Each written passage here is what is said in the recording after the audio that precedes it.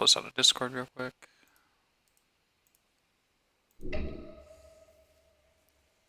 Alright, so I believe we're 2-1 right now.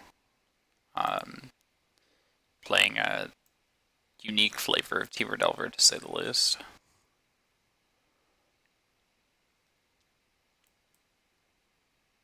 Maybe we want another Burst Lightning instead of a Spell Snare. That's a question for later, I suppose, though. Yeah, so we're 2-1. 2 matches left. Let's get this going.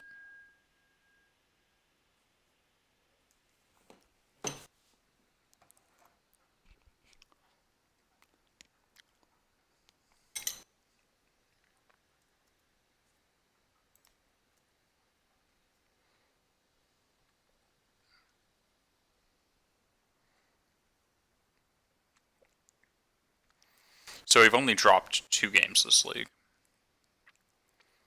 And obviously, this is just going to be an uphill battle for us because we're not running a companion. However, I think between my experience with the deck and the deck choices I made, I feel we're pretty solid as well. So we'll just see how it goes.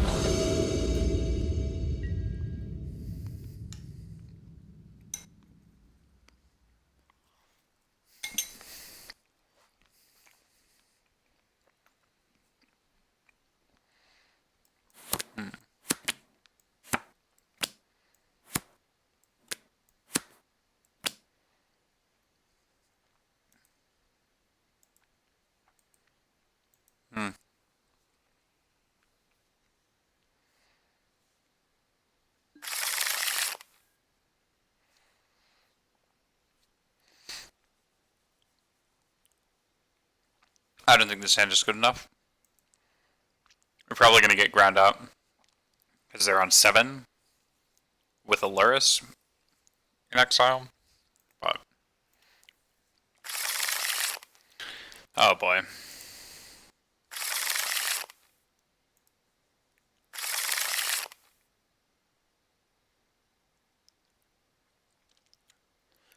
Well, this is a pretty good 4.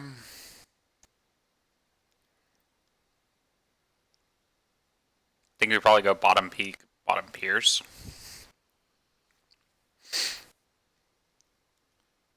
This is a Moltu 4. Oh. Yeah, I think we keep... Okay, so we can keep exactly one of these spells if we want to keep 2 lands. So we're against Luris. Well, I think we're going to go Delver, and then turn 2 we'll have a mana leak. So I think we just bottom Bolt, Pierce, Peak, which feels awful. If I had a choice, I'd keep the Bolt second. I mean, it depends on like what they are too.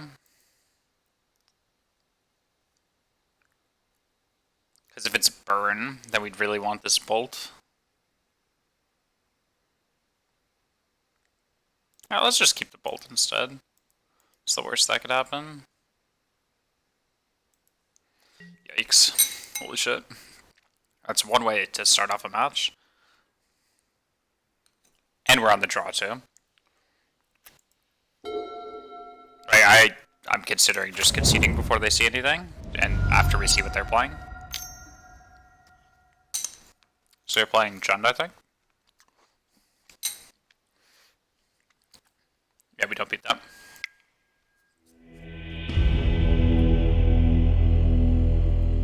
Okay, so we're just assuming it's the Luris Jund. So we're going to bring in Veil of Summer on Master of the Fells. I think we'll bring in Cage.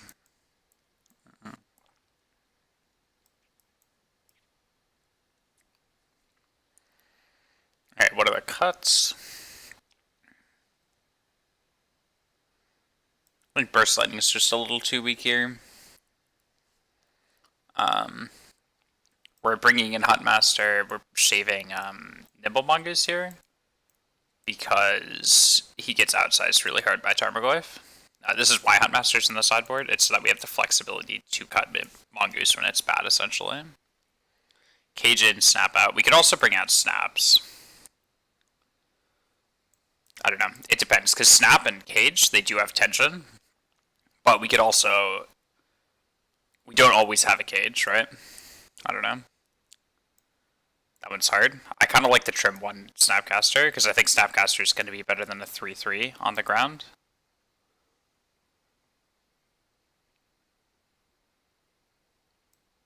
Obviously, that's debatable, and I mean... Mongoose isn't awful here. We just don't have too many great ways of clearing the ground. It's possible there should be some Vapor Snacks in the main 60 cards. I would not be opposed to that.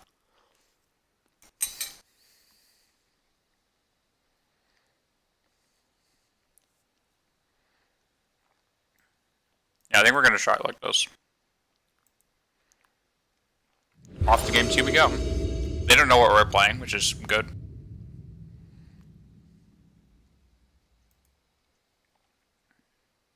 I'm going to play. Let's hope it's all right.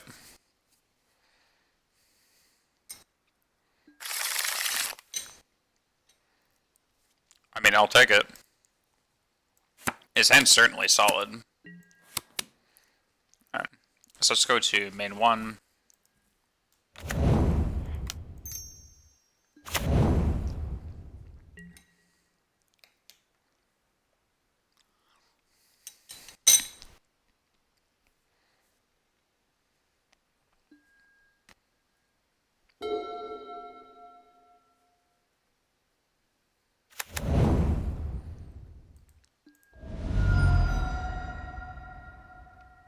It's possibly we're on Naya Burn too. But yeah, it's Jund. They're on Jund Burn. Okay, well, I guess we sideboarded wrong then. That makes me look pretty silly.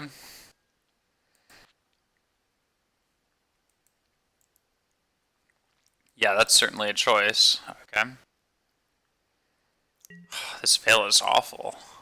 At least our Delver flips though.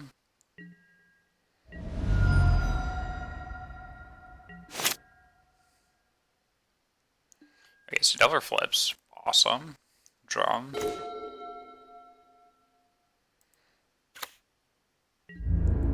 Oh, they might be running Fatal Push. They're probably running Bump in the Night. Surveil's not atrocious here. Huntmaster's fine. But obviously Mongoose is really good too, if they're playing Burn. Which they could not be. This could be like Junzu or something.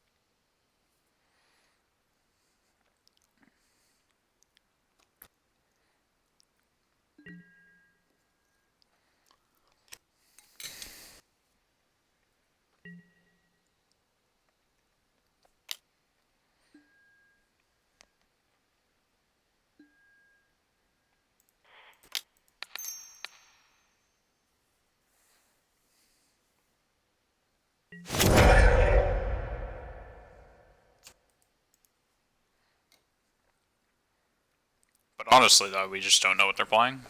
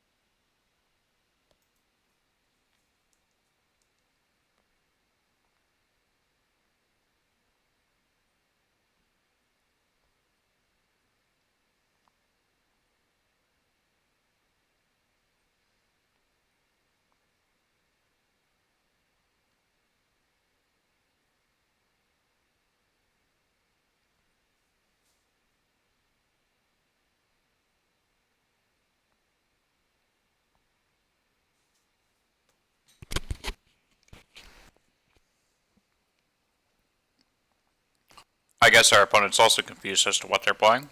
So, I guess we're not the only one.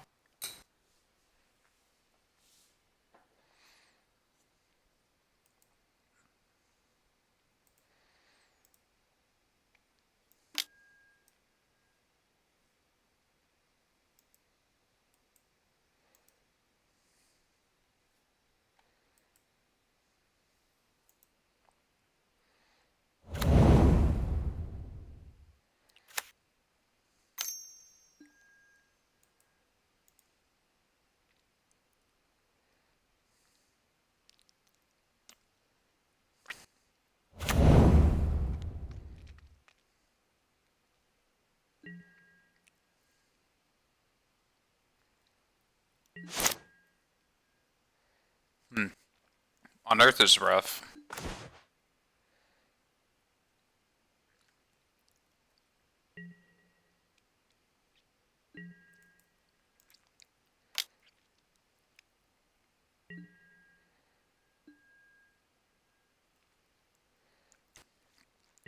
Do they take 3? Interesting. Okay, so we're probably not going to run that this young Pyromancer then.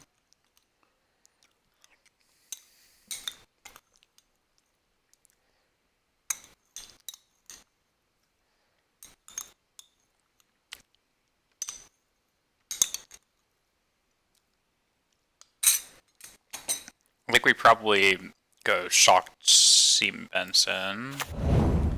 Pass. We're gonna flash in Snapcaster Mage, I think. Target Bolt. We'll see what they do though. It depends on how they sequence as well. Yeah, so this dies. It's fine.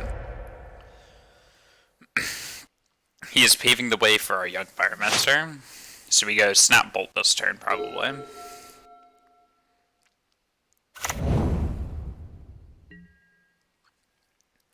Yeah, so we're kind of just like playing around Luris. We're gonna flash in Snapcaster Mage, target Bolt, and we're probably gonna throw the Bolt upstairs and then just trade. So let's see what this guy finds us. A Delver. Interesting.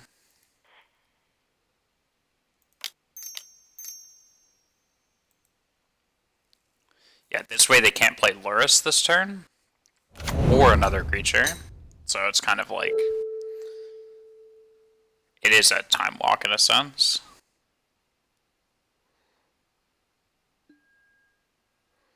So yeah, we're gonna block here. Because we realistically can't beat a Luris here. Okay, sure, so we tapped out of our forest. That's fine. Okay, they go to end step, we bolt them. They play a creature, we bolt it.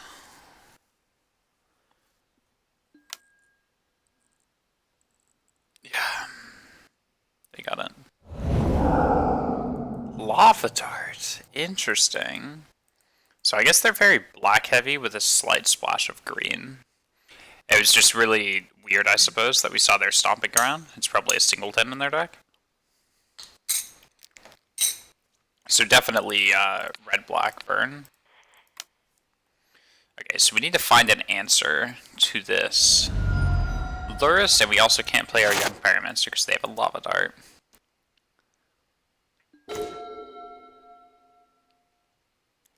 Which is extraordinarily rough. I don't even want to play this Delver. I'm just gonna pass. This feels so bad. I'll just fling the Lava Dart at me then.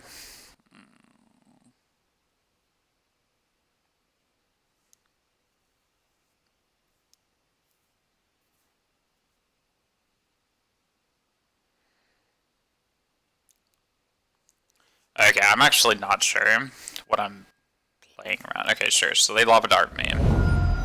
It's fine. Okay, so now the issue is they have a Lava Dart in their yard. It makes winning the game with these creatures a lot harder.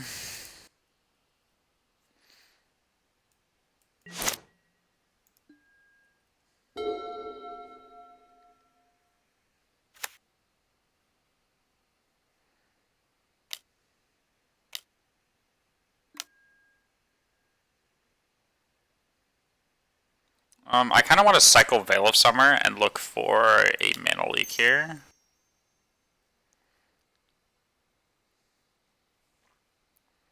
So if we can mana leak this Lurrus, that's going to be huge for us. Fuck.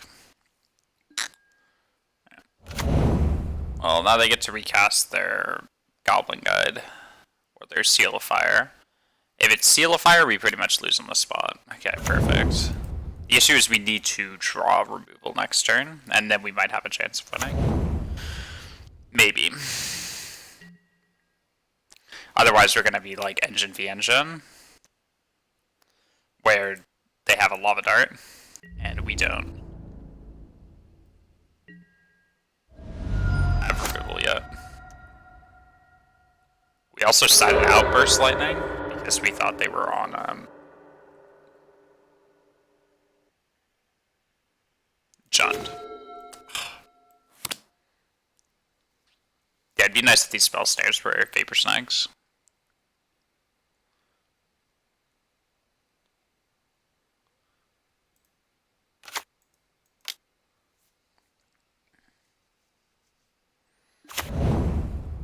Okay, we'll pass. We just need this to eat a Lava Dart. We're gonna take a lot, they're gonna go back up to 11. They're going to draw a ton of cards, and we just lose this match. That's just unfortunate. The Seal of Fire Stomping Ground Lurrus really made me think it was Jund. Maybe that was too aggressive to just like, oh, this is what they're playing, but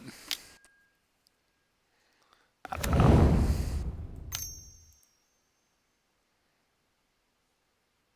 I mean, we definitely weren't winning that game. That's for sure. Yeah.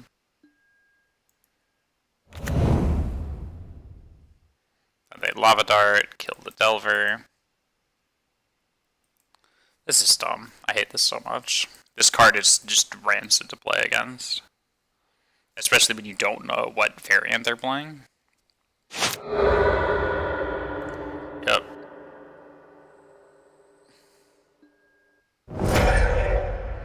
5, 7, or 5, 8, plus like a burn spell is 100% lethal.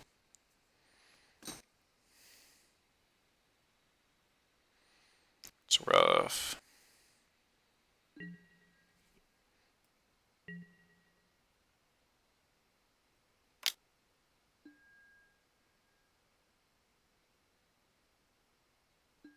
Spell Pierce on top, sure, whatever.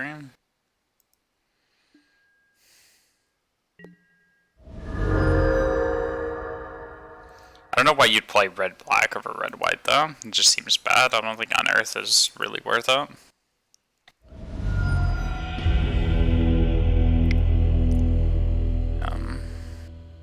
Alright.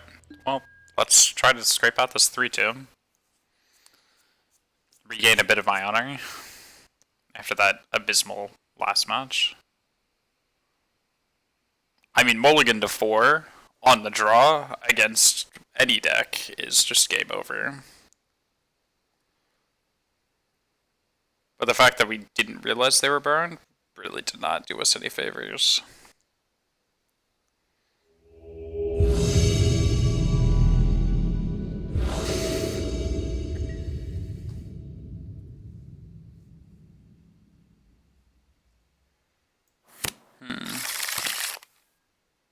So we're on the draw, I'm taking it?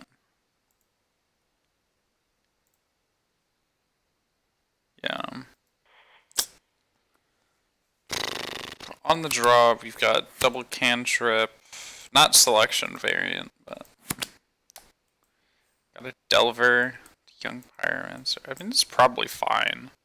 I'm definitely not excited, but we can cast a lot of our hand. The fact that you can cast 1-mana interaction, plus being able to cast your threat all off of 1 land is enough to keep it, I think.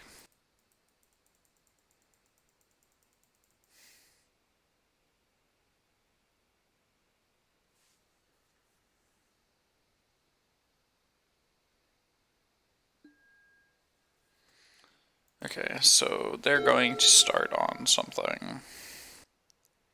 I might, if I don't hit a land, I might actually... No, it's okay, so it's Tron. This means you pretty much just have to jam this Delver, but I also really want to hold up Spell Pierce. Okay, well now... Okay, this means that Sylvan Scrying is probably how they're going to find their Tron land.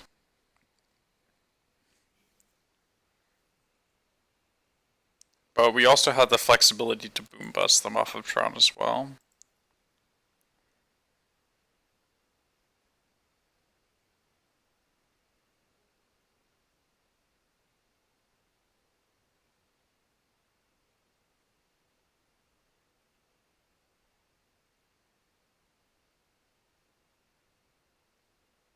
I think we're going to try to Spell Snare this Tron land. This Delver's not going to flip next turn anyway, so it's probably just the difference of 1 damage. They might just have Nat Tron, and then we just lose. Or this could be Ancient Stirrings. Okay. But we did get rewarded for taking this line, which was a pretty conservative line, to be completely fair. Like, theoretically, you should be rewarded for taking conservative lines most of the time. Like, there's no reason to lose for nothing, right? Okay, so we did hit a land. Okay, Basic Force is actually really awkward here. Because we want to have this fetch for, well, I guess we could go Young Pyromancer here. Yeah, let's just do that. Okay, well, let's see if they have Nat-Tron. If they do, they do, but I'm pretty sure they kept a hand with 2 Tron Lions and a Sylvan Scrying in a way to make mana. Now, of course, I'm known to make mistakes frequently at that. But we could just boom bust their tower. Also, if they had Nat-Tron, they would have played the tower last, right? Perfect. Okay, well, they have a map, sure. What's the crack? What did they find? I mean, it has to be power plant, sure. Okay, so that means they definitely did not have it. I think we're going to blow up. We're going to blow up tower here, I think.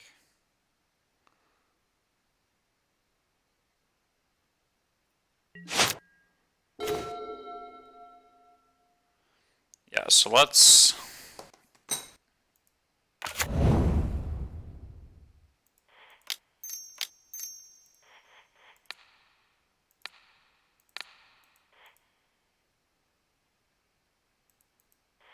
Fetch. Game. Please, thank you. Please and thank you. Let's just get an island. Yeah, so we blow up their tower, sure. Play a Delver. Crash for 2.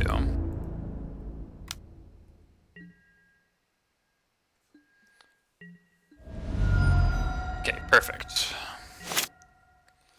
Okay, we have Threshold if we draw a Mongoose, but we're just gonna probably Young Pyromancer Scour next turn, and then this game ends very quickly. So there's the power plant they searched for with their map. Stirrings is bad for us. So we've seen this. What do they hit, though? If it's another tower, we're in kind of a pile of crap, but they hit the tower. Wow. Better lucky than good. Yeah, they have a sphere as well. Okay, so if they Ugin us next turn, we just kind of lose. Okay, so we get a look with Delver, and then we get Scour away, which is what I think we're going to do, and we're just going to try to hit a counter spell this turn. So we have 3 looks, essentially. This look, plus we get to get that out of the way, draw off the Scour, and then draw off return, right? So 3 looks at a counter spell. So no, we will not reveal that. We'll mill that away. So that was look 1. Then we get look 2. We don't get more looks than that because we need to actually have mana for the counterspell itself, right? Alright, let's draw for turn. I guess hitting a land means that we have another look.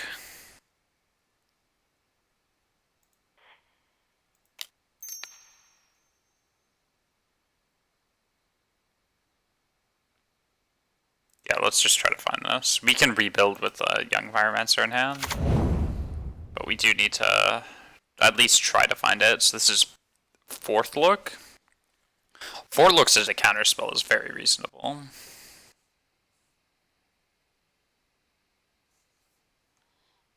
Okay,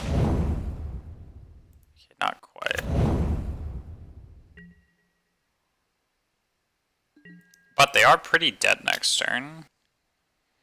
So if they have even like a slight miss, like Karn isn't good enough here, right?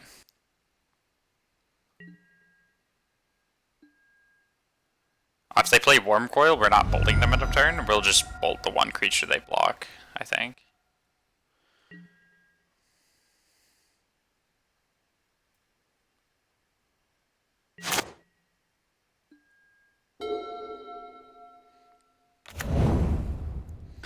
So what do they have here?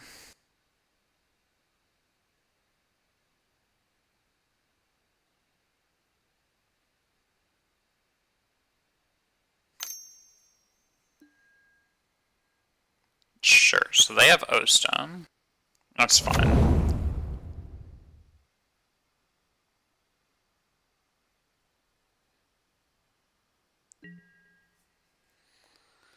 The issue is we don't get to rebuild this next turn. Oh, we'll see if they let us manipulate our library with Delver. They might not. They probably will. It seems innocuous enough to them, I guess.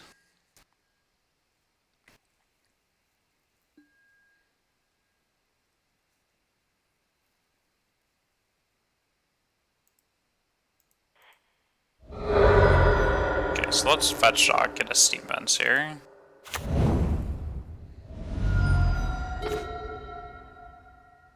It's a pretty good draw.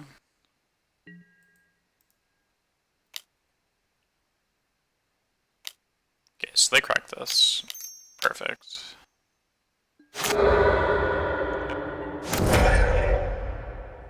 They actually lose their sphere there because they didn't crack it. Awkward, that's not a star, so you don't get a draw off of them. Alright, so let's play Pyromancer. And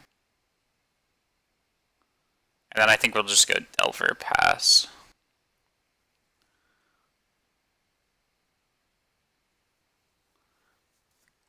We'll see if they have anything.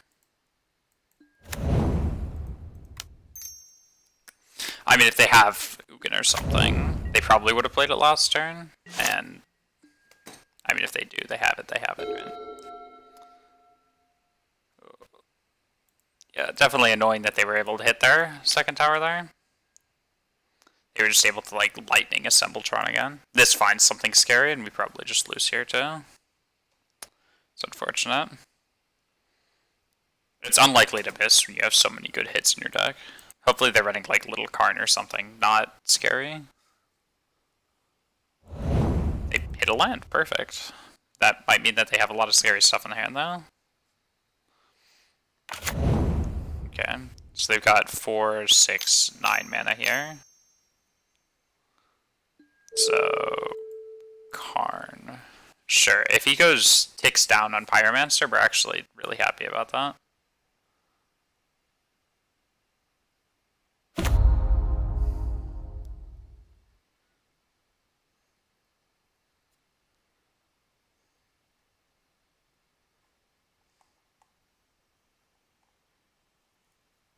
So he might just tick up. And then we could just try to kill him instead. We'll see. So that's 3, 6, 9 damage. 2 plus the token plus a flip Delver.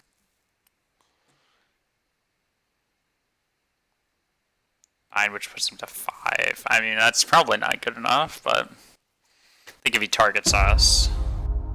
Okay, sure. So I think we're going to bolt Karn here.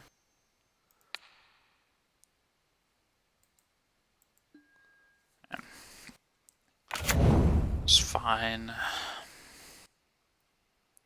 Alright, so we've dealt with one threat. We've got board presence, at least. So they got Relic, sure. They just blow it up here, probably. Yeah. Okay, we can reassemble Threshold, though. Okay, Delver needs to flip soon. Okay, perfect.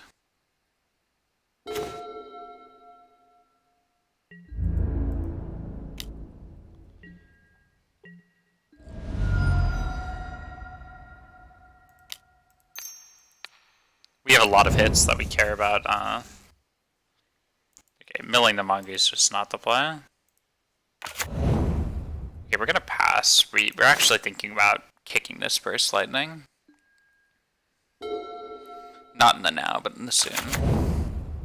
Okay, Sanctum is pretty good for them, actually. So, second Karn.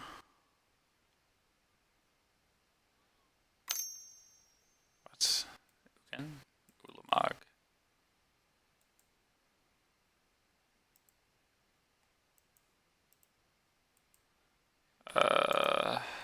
I mean, if they go after my lands, we're in a position to win.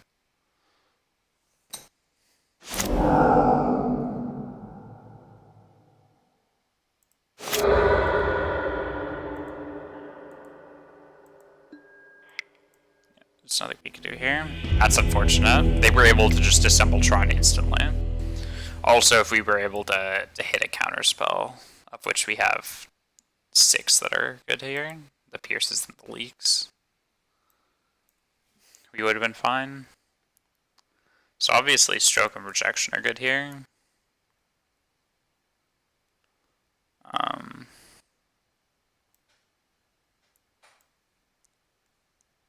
Spell Snare's okay, but it's pretty medium.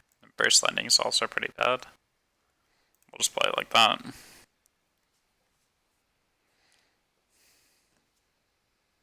Need to regain our honor, not lose to Tron.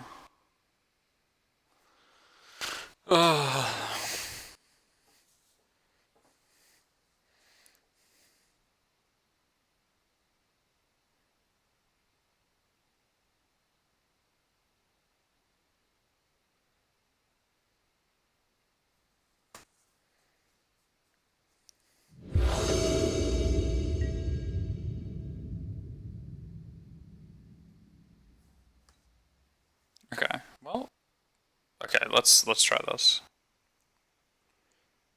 Play first, yes. Keepable hand. It's got threat and counter spell, but it's a keep. It's not an exciting keep. It's a keep though. Okay, so let's go to main phase.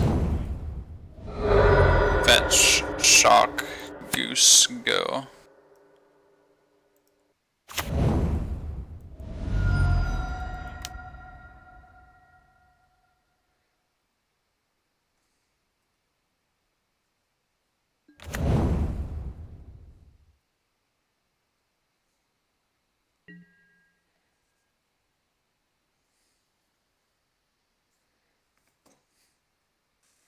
Okay, let's see what they have. If this is a really fast hand from them, we might just be in a lot of trouble though. The best part about Tron is they can't really like combo off early. They really just have it turn 3 or they have it later, you know? So this probably means they just have it.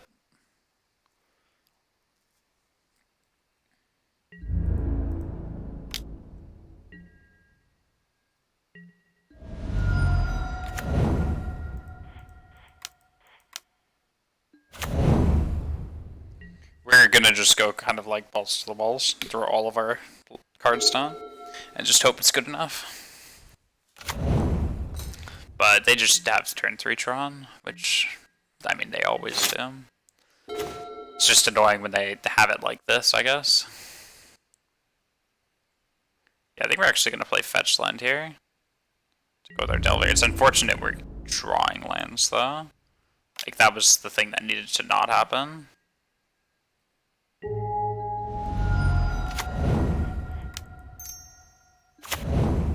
Okay, pass. Well, hopefully... they just kept a dirtily hand. That was really bad. But we know that's not the case.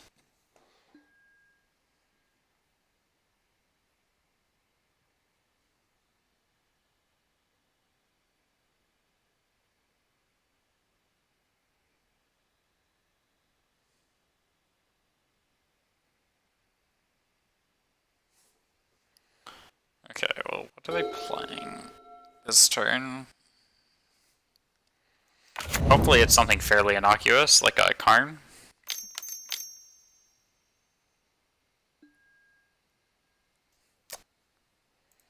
Yeah, I'm afraid I can't have you do that. Okay.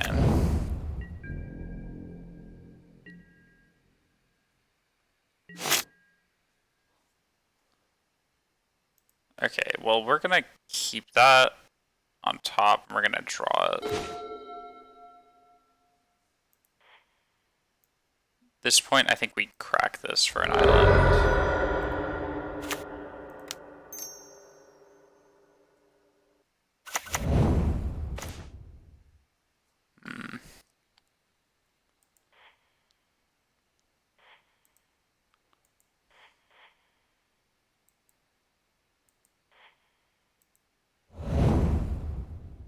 Snapcaster was a really good draw here.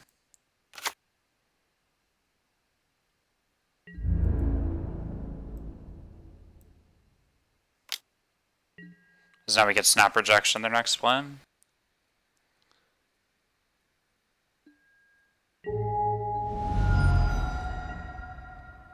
And then that's actually exactly lethal too. 5, 6, 7, 8. Yeah.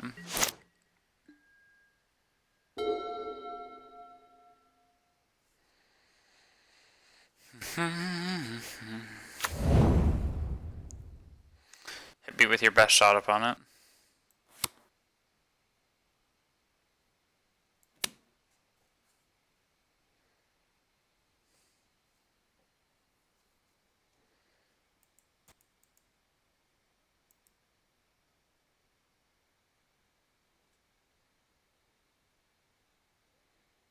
It's possible they just don't have anything either after the Allus Dust.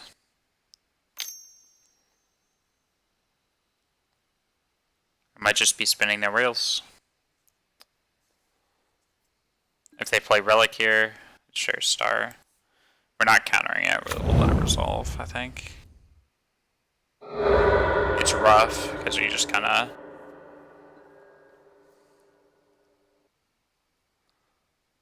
But I'd rather just flash in a naked Snapcaster at the end of their turn.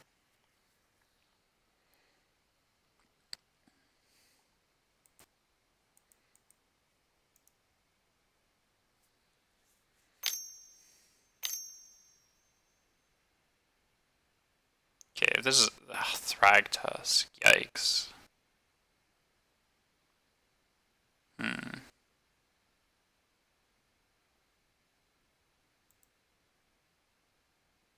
Not gonna lie, I'm not entirely sure how we beat the Thragtusk.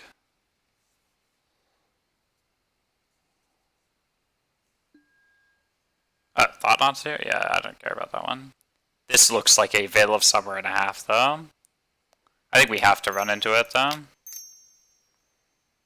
Because this is lethal if they don't have it. And if they have it, they're going to have it for next turn, too, probably. It's not a definite, but... Like, I definitely smell Veil of Summer, but I think it's still right to... just try to Ceremonious Rejection this. And this is going to take our Snapcaster anyway, so we might as well just... yeah. And we need to get our board as wide as possible too.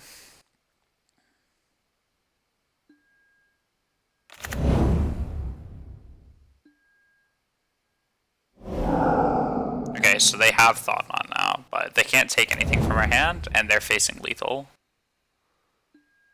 Almost. It depends on what we draw off of our Thought Scour. Because we've got... Well, okay, so they block Pyromancer here, right? And then they take 3, 6, 7, 8. Yeah, no, they take exactly lethal. That's perfect. Yeah, no, we have lethal. Perfect, perfect, perfect. Yeah, you got a relic.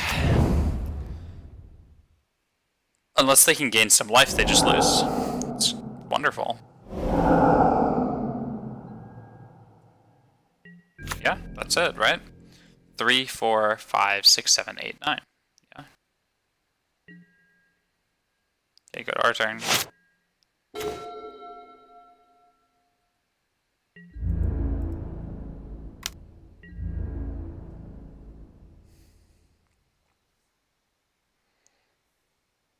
Perfect. And kill you dead.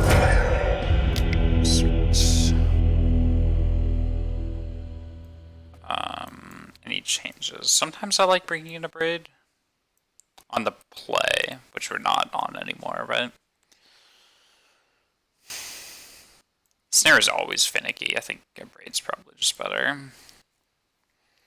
We could bring in Slash for Thought Knot. But I think I'm just going to keep it like this.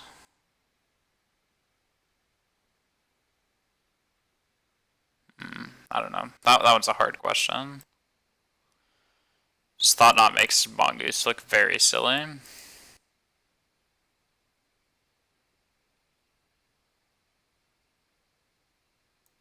We'll just play it without the slashes.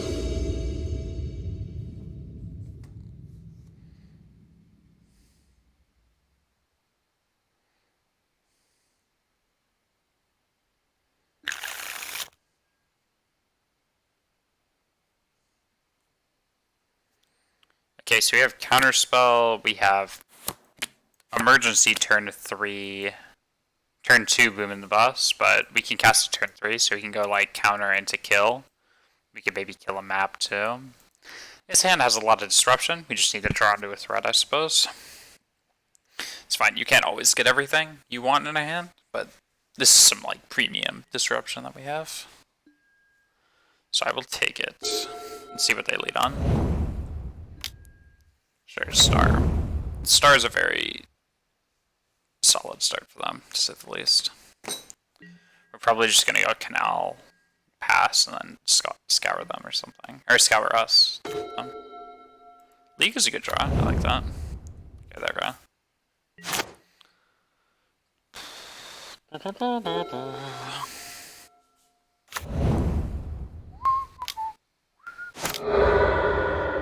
Okay, so it looks like they are kind of on the same plan they were last game. Or game 1.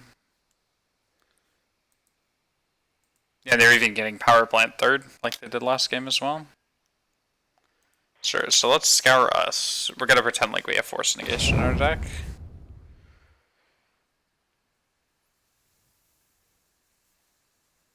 A, to psych them out, and B, because it's a good play pattern, because I own the card in paper.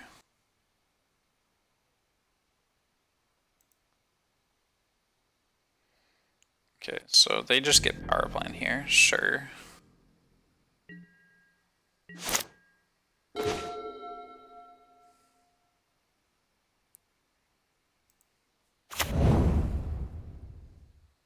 Yeah, so we're gonna throw our Mana Leak under the bus here for whatever they play. And then the turn after, we get to boom bust their Power Plant. Seems like the line. I like that a lot.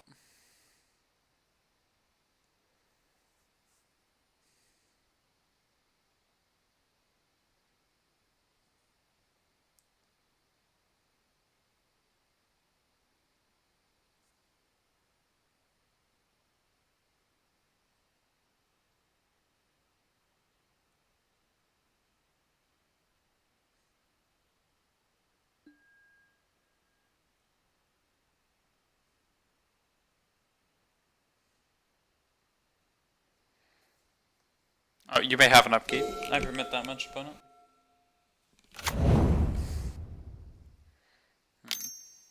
But we do have a strategy for this turn.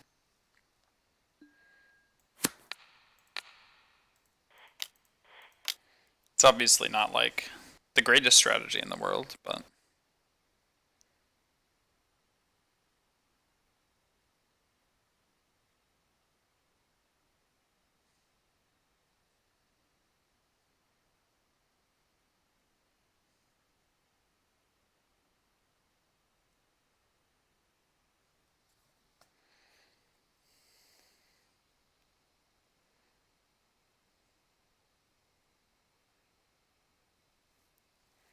okay, so they're pondering over our mana leak. That's fine.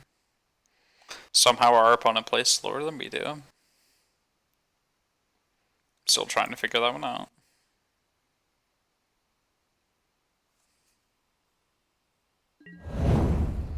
Okay, sure. So they're done with their turn. We're gonna blow up this power plant, I believe. That's a really good draw.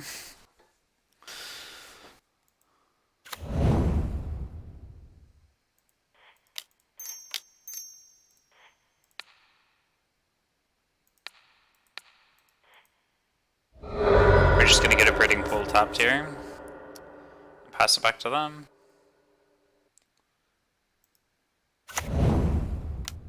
Okay, we do need to get a threat on the board. Either next turn or the turn after. So if they just have a second power plant, we're kind of screwed. But if they have to find one this turn, then we're actually kind of in the clear.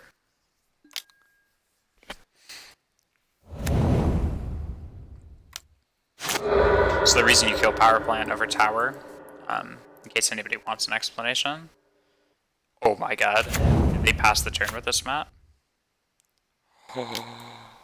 Oh. Okay, now we get to abrade their map. That feels really good.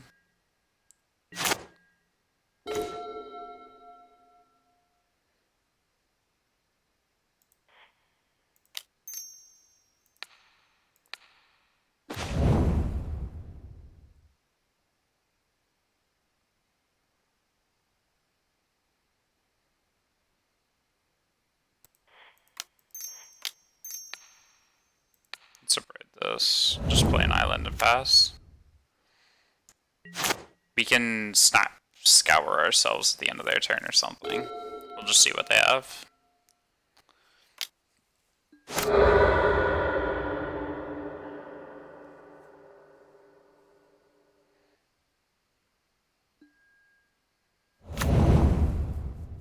We did go shields down this turn, but I think I'm fine with that. Yeah, and they play a mine. A mine. Okay. Well, we're probably gonna just snap, abrade this.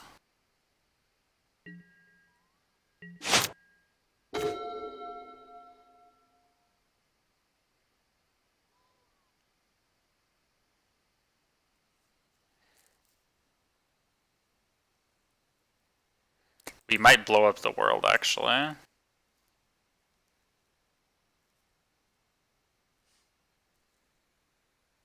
What? Is there anything wrong with that statement? And then we blow up the world. I see nothing wrong with blowing up the world. I would not like to be quoted on that, though. Maybe it's too late for that.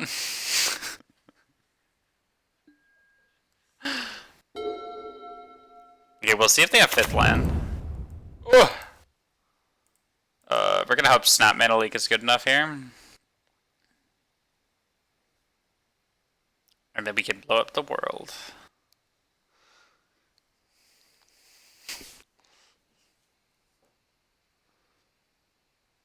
Yeah, no, we're gonna have to clip this if we end up blowing up the world and it works.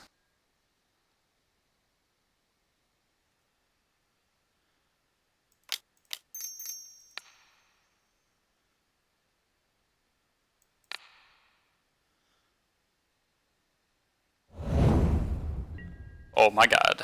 We're actually going to do it. Holy shit. Is anybody in here? Wait. I think we got... Oh, nobody's gonna witness this. This is unfortunate. Man.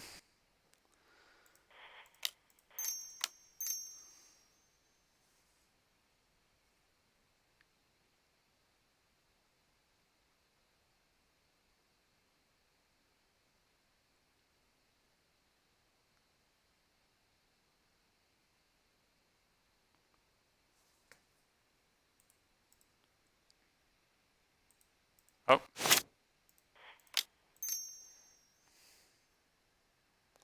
Alright. We are about to blow up the entire world. We're gonna boom bust them. And they technically have... They could blow up our Snapcaster with the Oblivion Stone. But I think we rebuild better than they do.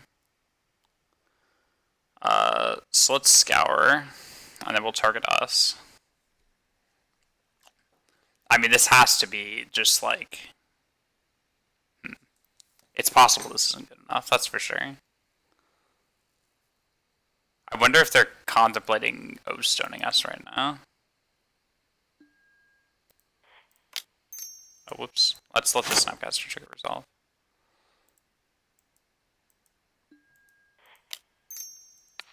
Scour us.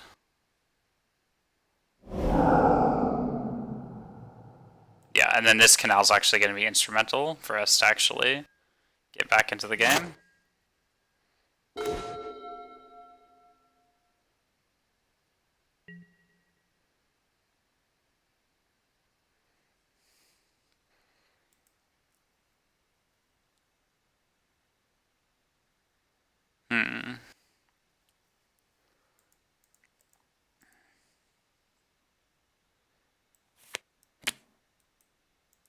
No, but it hasn't happened yet. We're about to cast Bust, and we're going to blow up the entire universe.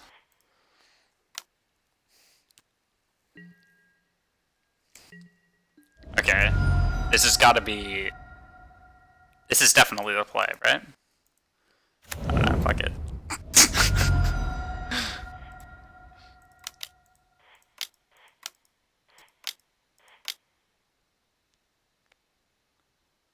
If they don't crack their O-Stone, I think they lose here. Don't crack it. Okay, they crack it. So now they have no permanence to our no permanence. Am I talking?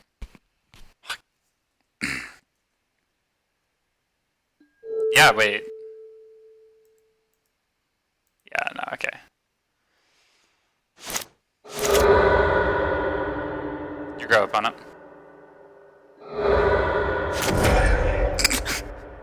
It's fine, it's fine.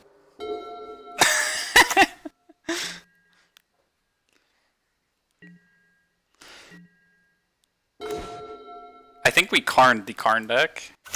Oh my god, and then we get to cast this Boom Bust if we draw a land. If we draw a land, we're winning. If we draw a spell, we're winning. I just...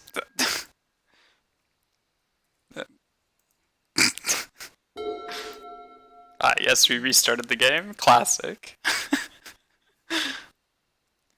I don't know how we managed to out Tron, but... Oh, we're gonna just cast this Young Pyromancer. And then... Oh, we have 21 cards in our graveyard, by the way. In case anybody's curious how our Nimble Mongoose is. We enable Threshold by blowing up all of our lands.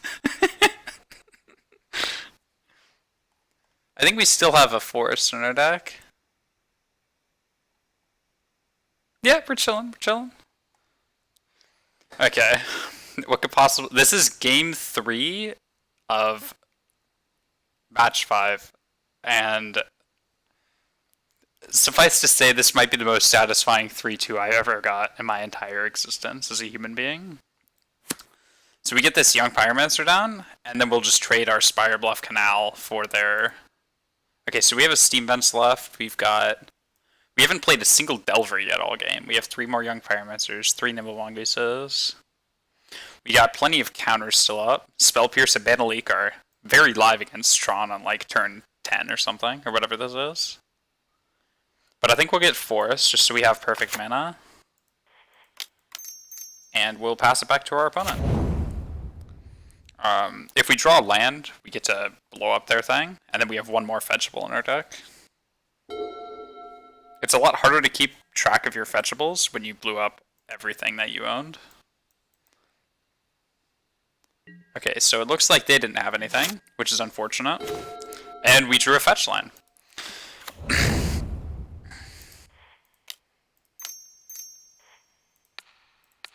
Bada boom.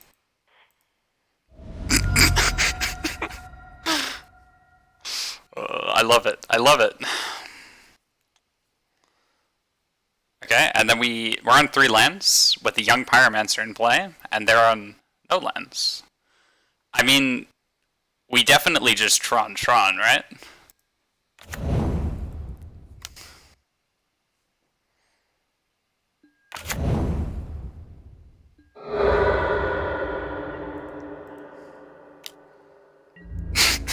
I'm sorry, normally I wouldn't just be like, oh my gosh, guys, you need to get in here, but this was definitely, like, the best part of my day. Actually, this might be the highlight of my Magic the Gathering career.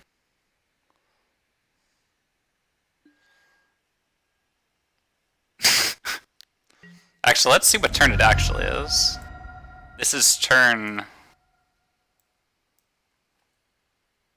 Okay, let's see what turn it is for them when it starts. This is their turn 10. Holy shit.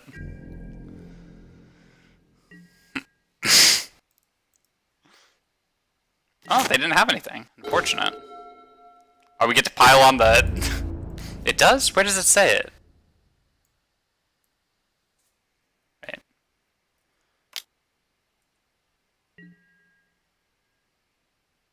Right of name.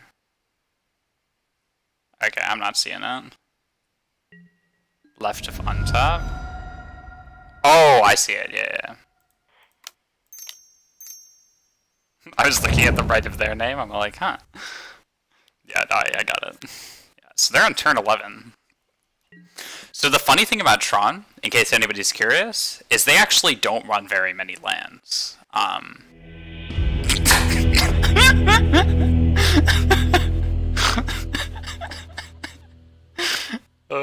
Got him. We got him. Ladies and gentlemen, we got him.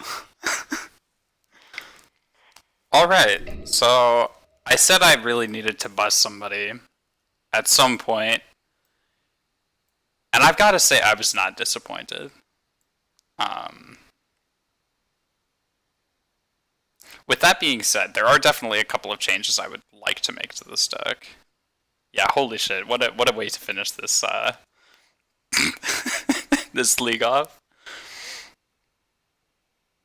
Okay, so I would like to have access to at least some number of Vapor Snags. There were definitely points where I felt like all I needed was for my Nimble Mongooses to actually connect. No Archmage's Charms. I don't know where to fit them. That's the issue, because I want to run Vapor Snag, I want to run Burst Lightning, Spell Pierces, Spell Snares. Like, I could probably find room for 2 and run like 3-2. And then the other issue was I didn't want to run too many 3-drops because of the boom busts. And then I also wanted to have access to basic forest.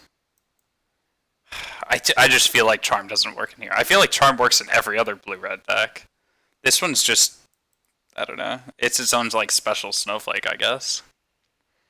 But Charms are reasonably priced on MTGO now, so I could definitely like run 2, I think. But this isn't a 4-Charm deck, right? Like, we don't have Mystical Sanctuary or anything. But yeah, definitely want 3 snags, probably. I think the question is more so, like, what do I actually cut to make way for these 3 snags? I think the answer has to be... Like, Spell Snare was really medium. Even in the matchups where it's supposed to be good, it just falls short. And then, I think Burst Lightning, as much as I love the card, probably just doesn't make the cut here. And there's a bit of overlap with lightning or burst lightning and I am not in some sort of rental program. A lot of these cards are really cheap. Like Boom Bust costs virtually nothing. Most of the staples here just don't cost a whole lot. And I just decided this was before Misty Rainforest spiked, obviously. I just decided that since I can't play a whole lot of paper Magic, that this is one of the best ways for me to play. And I'm like, okay, well, I don't see anything wrong with me investing in MTGO. Yeah, because I think, like 100%, if I had forces, I'd just take the 2 Pierces out and then run 2 forces. And then, of course, Force plays really well with Young Pyromancer. And there's also another free spell for Nimble Mongoose. Actually, what's interesting is I'm not very... How many blue spells am I running? 25? 25 is probably good. No, I'm just curious if I'm at like a reasonable level. I think 25 is very reasonable. Yeah. Wow.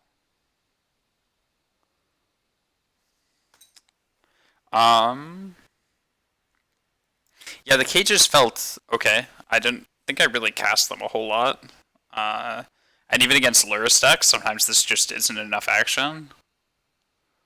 It's possible Relic is just better here. The issue is Relic plays poorly with Nimble Mongoose. Anything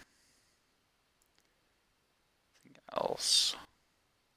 I'm still not sure if 2 Dispute is the right number, because Dispute just kind of feels clunky, because it's only good against some of the cards in a lot of these decks, and then against others it just feels very lukewarm. It's the same with Aether Gust, honestly, where like it's almost really good, and I definitely want access to it somewhere in the sideboard, but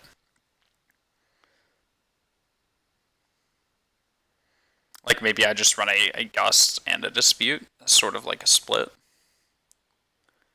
Mongoose felt fine. Boom Bust was amazing. I think that carried us through most of our matches, honestly.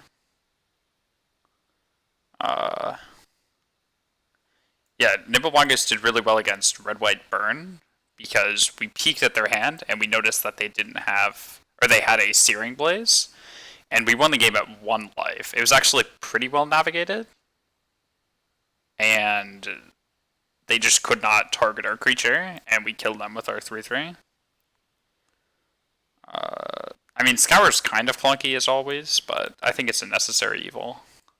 And I think Mongoose definitely like warrants the spot. And it kind of gives us like a nice holy trinity of creatures where we have the very hard to remove, very go wide, and then the fly over them. I think 2 is probably enough. I think you could get away with running 2 as just like a nice utility way of killing lands. That's a question I've been asking myself too, right? Because it's like, do I want access to 4? Would I rather run 2 Molten Rains main deck so that I can consistently LD them like 1 or 2 times every game? Or to be completely honest, I'm not sure if I even know the answer to that question. All I know is I do want access to this. At least in the 75, but probably in the main deck. If I were to kind of give like a... I think boom busting them once is generally enough, but I think having access to 4 of them so I can have the potential to do it twice is so amazing. It feels so nice.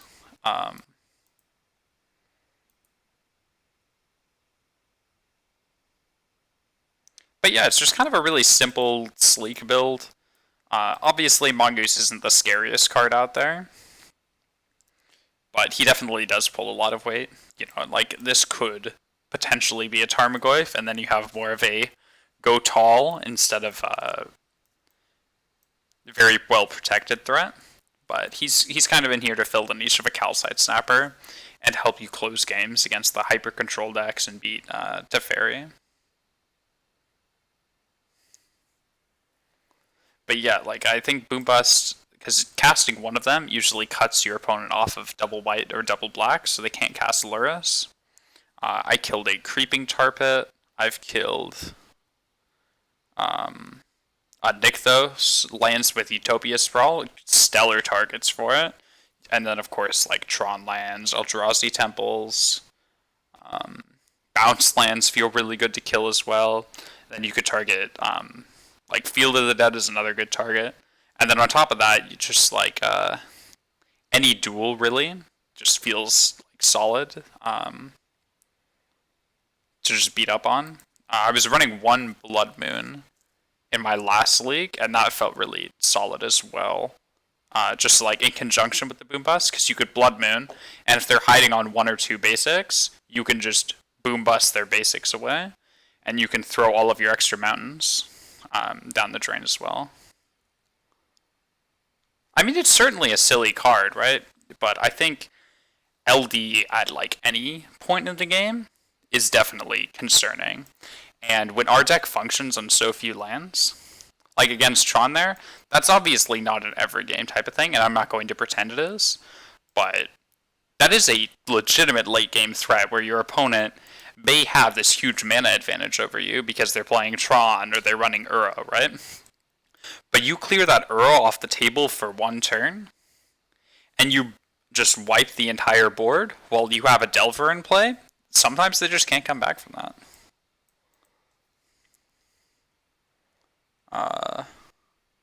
Yeah, and then Magma Spray was in here for Uro. We played against it once, but they were Amulet Titan, and I wasn't sure if they were running Uro on their sideboard or main deck, so I didn't bring it in, but that was probably a mistake. Yeah, and I think these Vapor Snags need to be here. I think the only reason we lost some of the matches we did. Yeah, they are. I wasn't, like, totally cognizant of that, so I kind of played suboptimally, and then got clapped by an Ura. Yeah, that cage is good against Ura too. Just like a nice solid sideboard bullet. I think Huntmaster is good here too, for the matchups where Mongoose is actively atrocious. Yeah, then between Snag, I'd really like to have access to Force here. The big concern is really just that Force is an obscene amount of money on MTGO. I mean, like, between the ticks and the chests, I could maybe scrounge one up. I don't know what they're going for right now. It's probably a good question. If it's like 20, 30-ish, it just always makes me so sad to look at the price of this. Yeah, it's just... Because, I mean, in paper, it's like $30, right? And you'd be like, wow, that's a lot of fucking money. And it is. I mean, like, you win enough games, you win enough leagues, and you have, like, that much, but not... Because that's 130 ticks for the two of them, for the pair that I need for this. And then... So, Force is 100% a good card, and I think you should be playing it in this deck if you have access to it. However, if you are stuck in a place like I am, Spell Pierce and Mana Leak are extremely good when your opponent is not able to have as many lands as they want to have access to. That being said, Boom Bust definitely does have a couple of issues. Sometimes when I draw 2 or 3 of them in a hand, it feels just kind of like a mulligan because I'm not able to cast them, and they do cost a lot of mana and are cast at sorcery speed. So while they do feel really good on the play, sometimes on the draw, you might get flooded with them, and you're kind of already on the back foot as far as tempo goes, and they can be really rough there. So it's possible, just like on the draw against fair decks, you might cut one, right? Or like a split that might be possible is just running 3 main deck and then 1 sideboard. And then in all the games that you're on the play, you bring the 4th one back in, but then you take it out for when you're like on the draw or something. I don't know. just like food for thought, and then you bring the fourth one in, and the matchups where it's really good. Like I could see that being the case. That's like one of the only situations where I think a 3-1 split makes a lot of sense. And considering Dispute is kind of medium, and I do want to have more slots main deck, I think I'm going to try that. So we're going to cut the Dispute, and then I'll run the Snare back again. I think one Snare is fine. I think the second one is just a lot more questionable.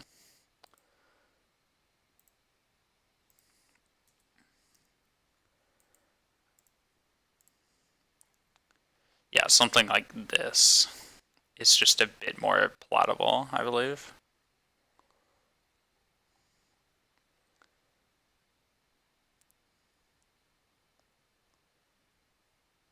Yeah, so going forward, I think this is going to be my build of the deck.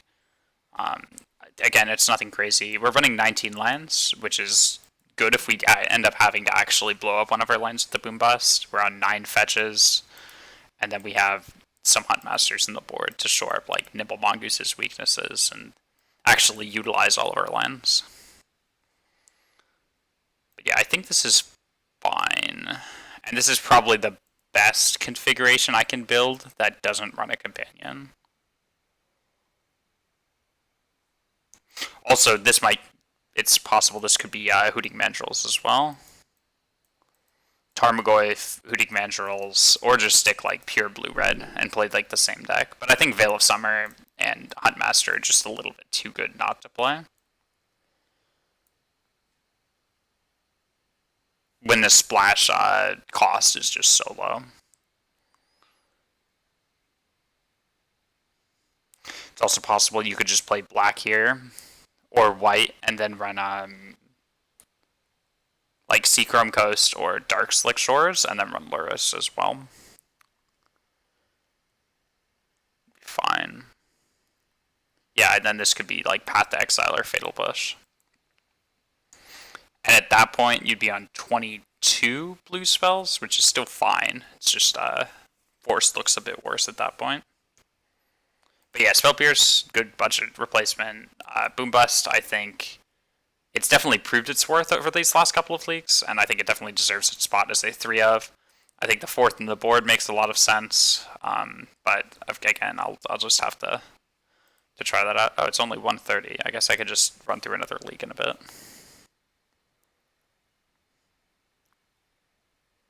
Yeah, I mean, I might as well. Like, I've got the play points. You can't play with Giganta. It's kind of annoying. But yeah, I think... Yeah, I'll just go back to back. We're just going to run another league, I think. Yeah, and it's not 1:30. It's like, what, 4:37 or something. Time zones are super funny. I was playing Age of Empires this morning with a couple people from like Norway and whatnot, and they were all like drunk, just like having a good time, and I'm like, wow, I just woke up. Like, it's just kind of weird that it works like that, you know? It's like, yeah, no, it's not that time of day where I am, you know?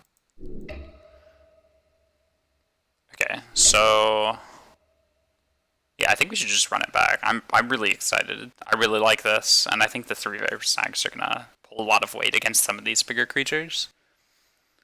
It's possible they could just be Flame Slashes too, like 3 Flame Slash main deck instead of the Vapor Snag.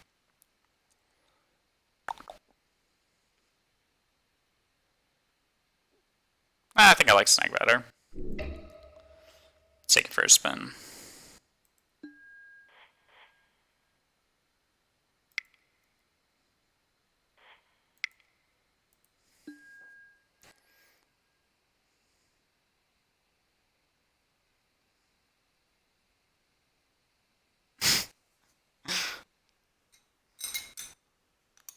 Alright.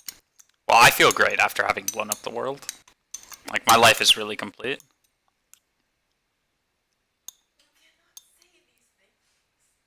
What? I don't think you understand what I did. I actually just blew up the world. I think it's perfectly acceptable to say if it's a very descriptive.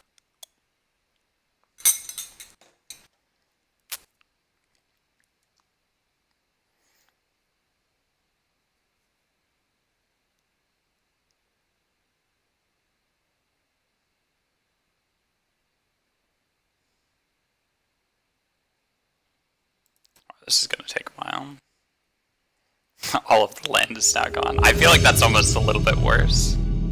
Is all of the land is now gone or blowing up the entire world worse? Because I've said some pretty horrible stuff while playing Magic the Gathering. Like, I was talking about how I dismembered an angel while I was playing a cube draft. And, you know, there's nothing wrong with dismembering an angel. You know, like, they actually tend to be very good targets for your dismember, right? But, caught out of context, it's a bit of a yikes. Okay, so I would love to play first. It appears that our opponent is not playing a companion. And by not playing a companion, I mean their companion just got revealed now. So, Luris, do we keep? Probably. I think it's fine. I don't want to mold a 6, and if they're playing Burn, this hand's amazing.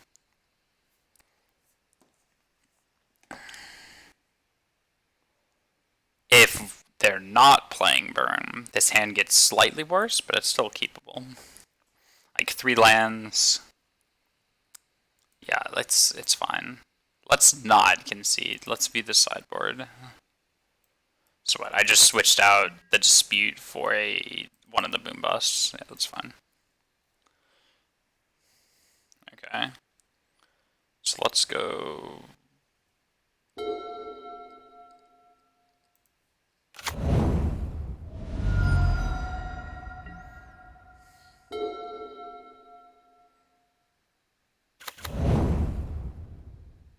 Okay, so this looks to be Junt, but the last time I said that it was like Rakdos Burn.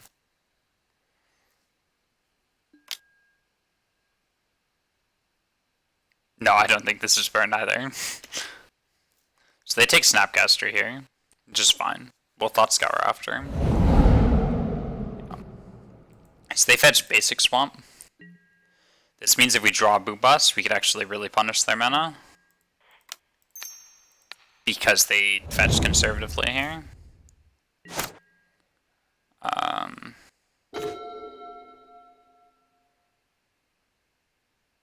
Part of me wants to play the Young Pyromancer, but we're going to run it into a Fatal Push, which does not seem optimal.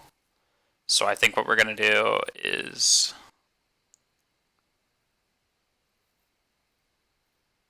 play a Flooded Strand, and I think this one's going to get a tap Steam Vents. Most likely. Obviously, a lot of things are contingent on others, but that's fair. It looks like they didn't have a Bobble in their hand either, which is really good for us, because they would have led on that instead of a Catacombs. So yeah, let's get a Steam Vents here. No. Okay, Breeding Pool's actually a decent draw here. I mean, preferably it would be a spell, but, you know, beggars can't be choosers. So we'll pass it back to our opponent. Hopefully we don't have to fling a bolt at their face. That would be awkward. But that might be the reality. It's not an awful reality either. We have a second bolt for their creature, too, so it's fine. So bolt gives us a 1-1 here, so I think we're going to just do it. Wah-wah. Yeah, no, they have the Fatal Push, that's fine. Like, the issue is you don't really have protection for our Young Pyromancer.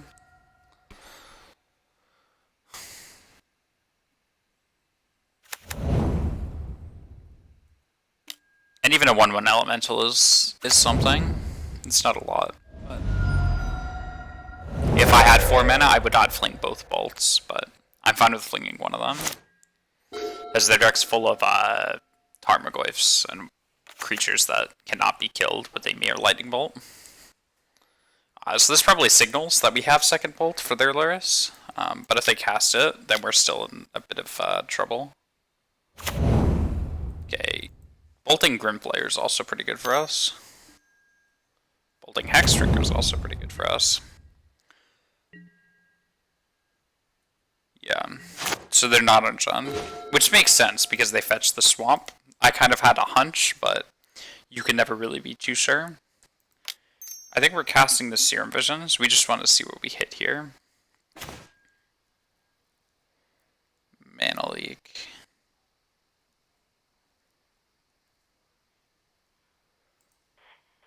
Bottom. Top.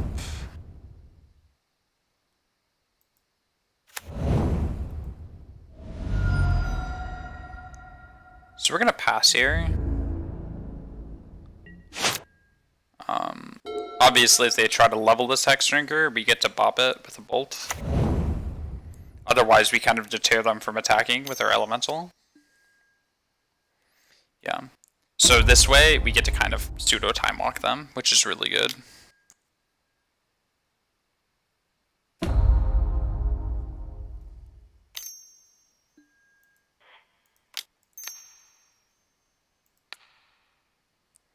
Yeah, it's unfortunate because they have Grim Player and Hex Drinker, but yeah, and this makes it a 4/4. We're definitely not in a great spot, I'll say that much. I feel like that much didn't need saying, but alas, here we are. We're probably just hitting back for 1, unless we draw a bolt. And I didn't... Yeah. They're 2 cards to plus Luris, to our 2 cards plus nothing. And they've got a 4/4 in play. That's letting them manipulate the top card of their deck. So we're probably just going to game 2 very soon.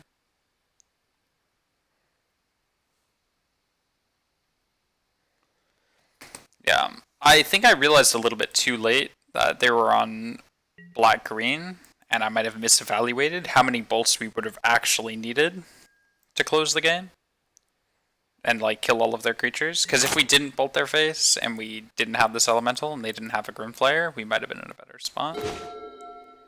But that one's hard to tell.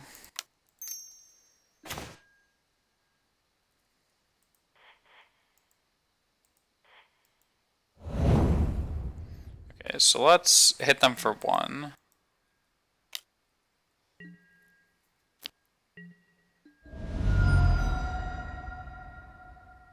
Okay, we are not going to fetch.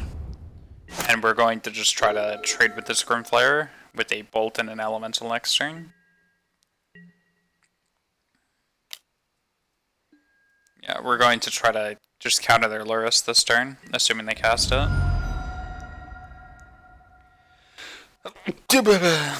And then we'll just hold this elemental back the turn after.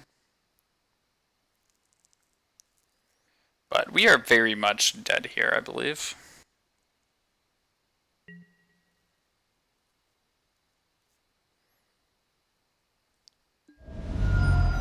Okay, so they're fetching. This is fine for us. So they do have a bobble in their yard now. It's curious how their graveyard sorted itself, though. Because Verdant Catacombs is the first thing they played this game. Oops.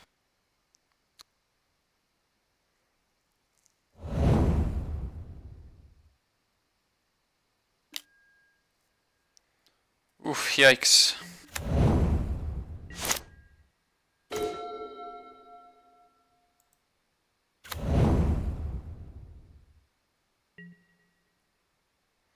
Okay, well, we kind of have to kill this Hex Drinker.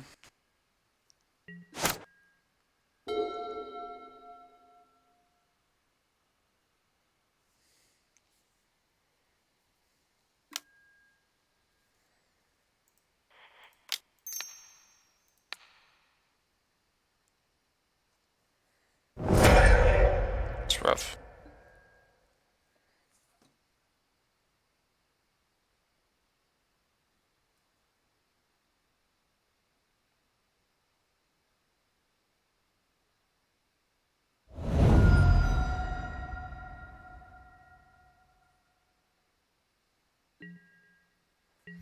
Okay, so I think we're just taking 4 here. We'll go to 3.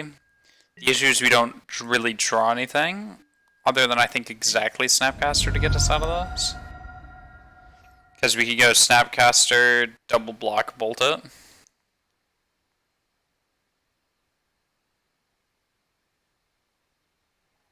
which is obviously pretty ass. We've only gone through one snap though, so it's not the end of the world as far as like chances of drawing it. But if they play anything this turn, I think we just lose no matter what. They don't. They're stuck on land, so they probably have a push in hand or something. Actually, Mongoose is really good here. It's better than Snapcaster. I actually forgot we had Nimble Mongoose.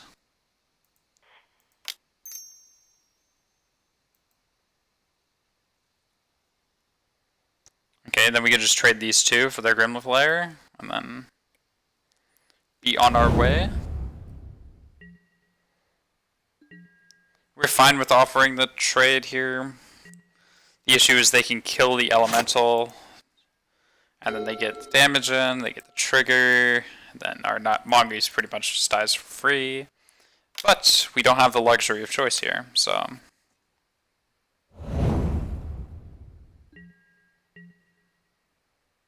Okay, now I think we just lose, because now we have nothing.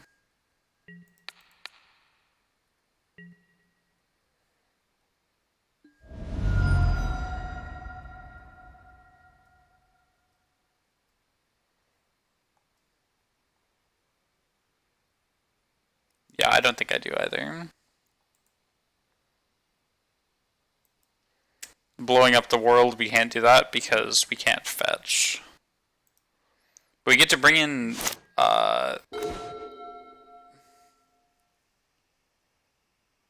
Actually, I think we do have an out here. If we Snapcaster Mage Vapor Snag it, we're chilling, right?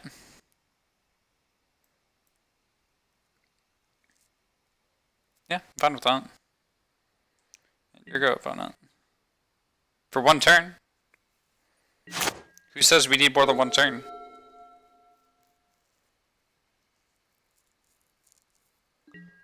Because the fact they didn't play a second threat means that we can snap, bounce it this turn, and then we can draw something else, right? Snapcaster Mage is a terrifying magic card. Okay. So they go to 10 here. The issue is they could recast their 4/4 idiot.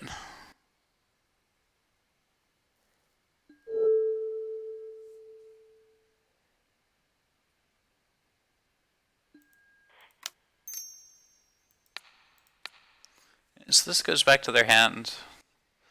You go to 10.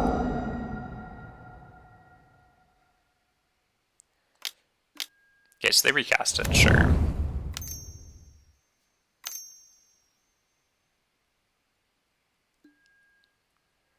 Okay, that's game. Yeah, Trample's really rough, because our big plan is to use Young Pyromancer tokens to kind of squeeze out the game. Okay, so these cards are definitely really good here. Flame Slash is also pretty good because it kills Grim Player. We're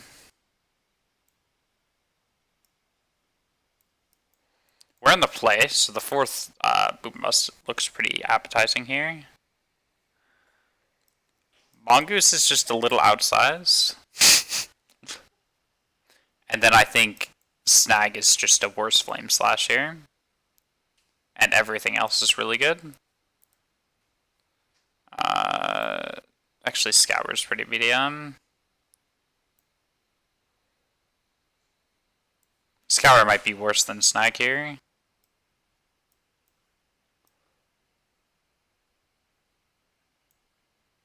We'll just run one Scour for like extra acceleration.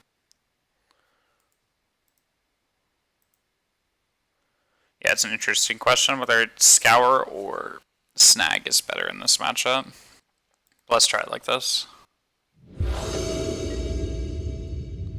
Okay, so I'll take the play. Perfect, we already knew about that.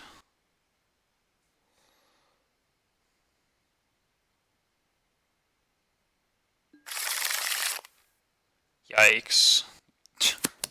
What a hand. That's half of our Boombus and all of our Hunt Masters. This hand's a keep. It's not super exciting, but what you gonna do? Let's bottom this scour though.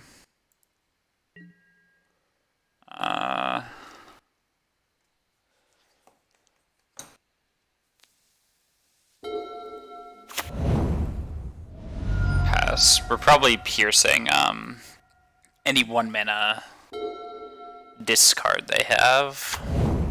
Otherwise, we get to take a peek at their hand.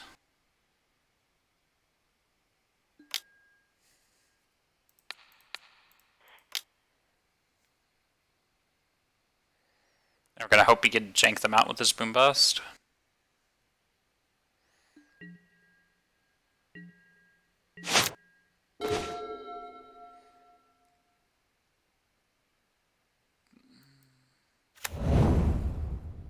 Okay, we'll pass. Yeah, we're probably gonna fetch Island and then tap Breeding Pool. So take a peek.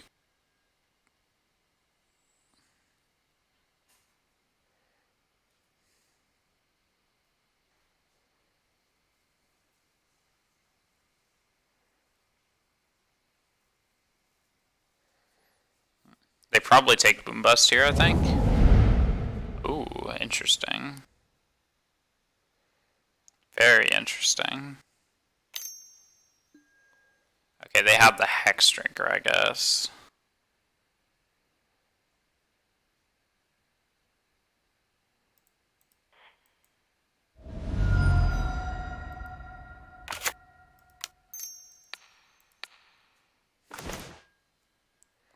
Push, push, push, EE. Okay, that means they don't have third land.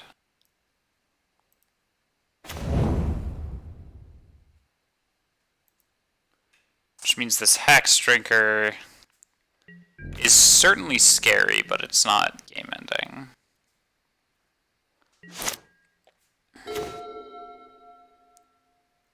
Okay, well that actually solves a lot of our problems. So I think we'll just make our 4th land. Or we could just take 2, right? Yeah, let's just do that. So let's...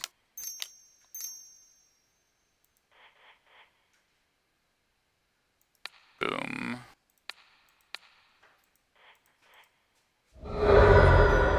And we'll just play the Bolt next turn. Then we could Bolt, hold up Mana Leak. So, no pay. And they can go. They're at 1 land. And then their hand is just mana removal. Do you know what's really good against mana removal? A 3/3 with Shroud. Which we sided all of them out. Also, this Field of Ruin looks really bad for them. Yeah, so this gets to level twice, that's fine. Okay, so we still know their entire hand though, which is awesome. We get a 14.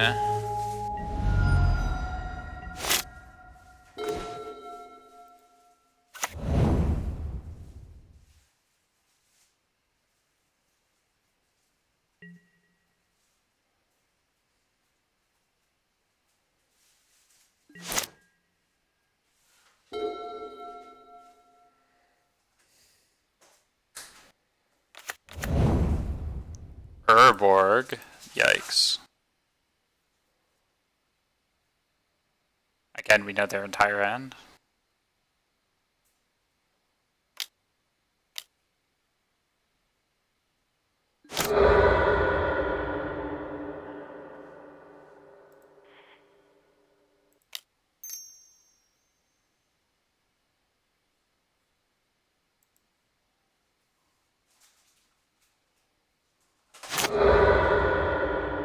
Let's just get our forest. Okay, Hutmasters are really good here. Okay, level. Kill it. Perfect. So now we're just top decking against them. It's just they've got only removal. Um,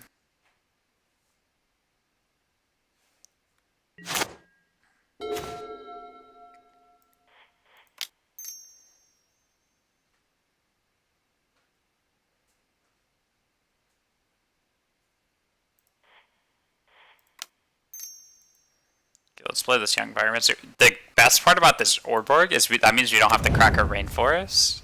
Because we could just tap it for black to pay for the colorless in our mana leak. If they cast a Fatal Push here, we probably mana leak it.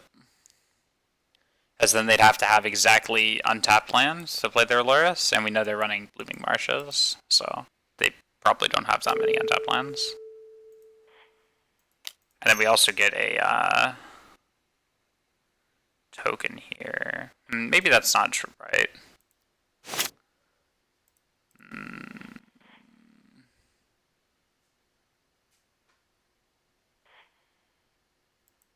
Why did we play this young Pyromancer?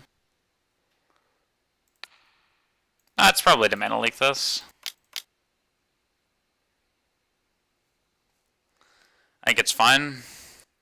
If they play the Lurrus, of course we feel bad, but yeah, they just have second. They're just gonna cash in 2 pushes. We need to fight through this removal at some point anyways. They might just go E on 0 to kill this elemental. It's unlikely, but it's possible. They could also notably repeatedly E on 0 with Lurrus. Or notably just infinitely E. Period. Not necessarily just with Lurrus. Okay, they probably crack this bubble. They need to draw cards. Yeah. I don't know who they targeted with that. Probably should have looked. We need top decks, and we need them fast, and we need them to be good. That's fine.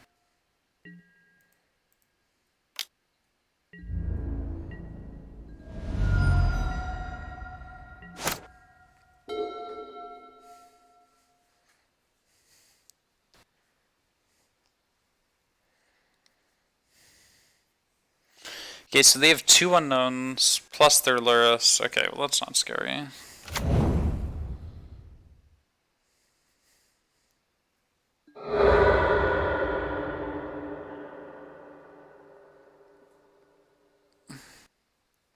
Okay, wait, so who are they targeting with these? Because it's important if they know about my bolt or not.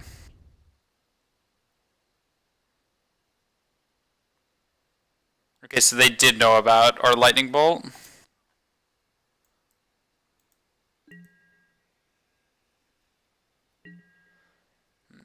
Okay, they're playing scared around our bolt, which is good. For us.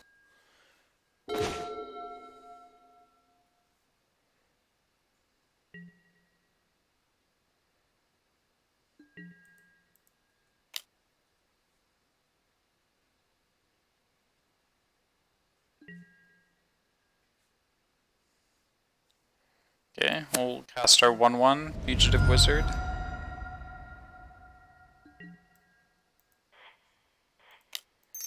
Yeah, churning through all this removal's rough. That's a lot of fatal pushes.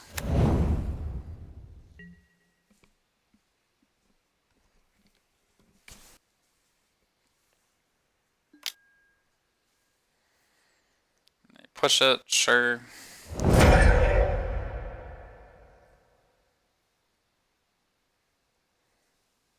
Yeah, they've got answers, but they don't have threats. So, like, sure, they're up in cards, but we can swing that back around because we actually have a better top end than they do. They don't have Huntmaster at the Fells.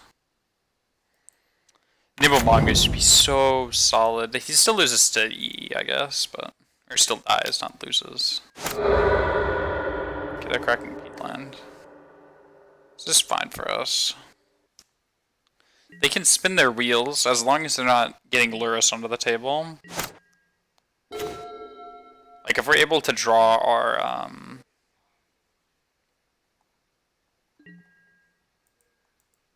mana leak or whatever before they get Lurrus down, we're in a good spot.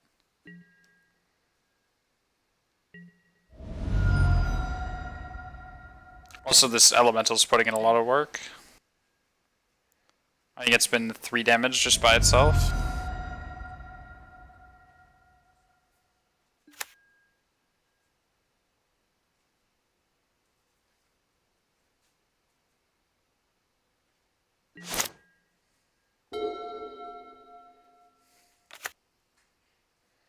Okay, well they're chilling on mana, I guess.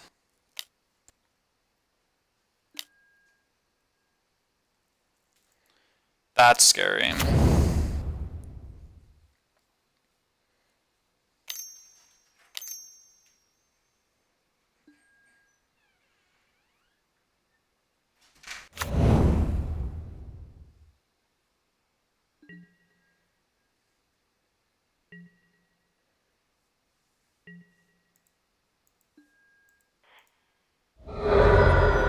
Okay, let's get a Steam Vents tapped here.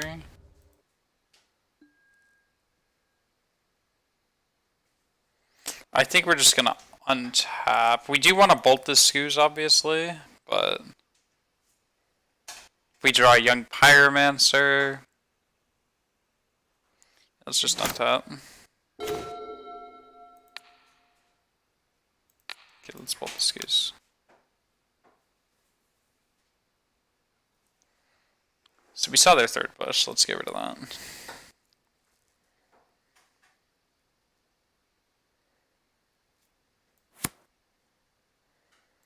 We get to cast the Delver, pass the turn. Yeah, so they know our leak is one of our better cards here. It's getting a lot worse though because we can't leak Luris anymore.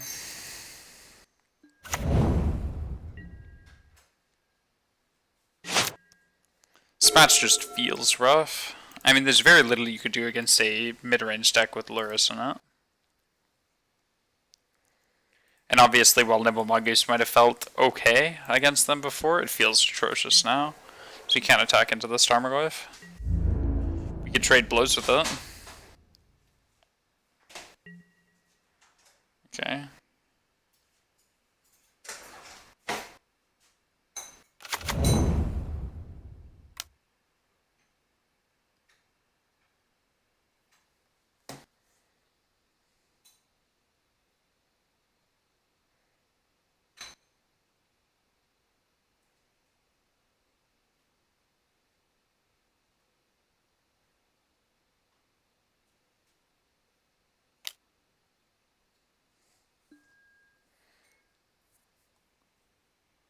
So they go EE equals 1, X equals 1, sure.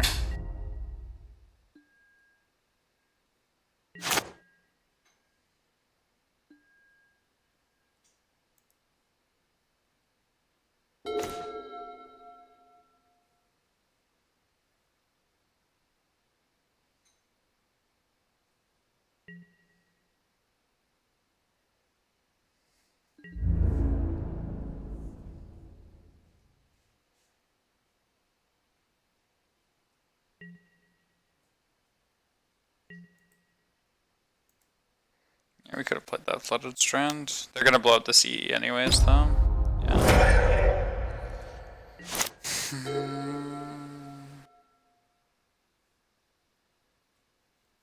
We'll play it next turn. The issue is we're not doing anything with our 5 mana. We really need a Snapcaster Mage here or something. Anything. We need something.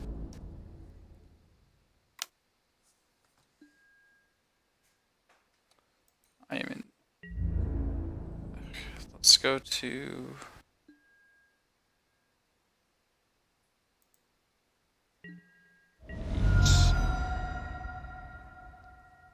Okay, our opponent's on 1 card. Oh, this is so bad for us.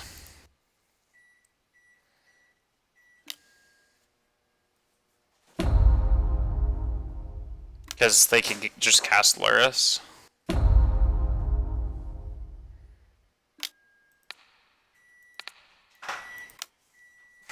And then we just kind of lose. They can't cast it this turn, which is fine, I suppose. Yeah, I don't know.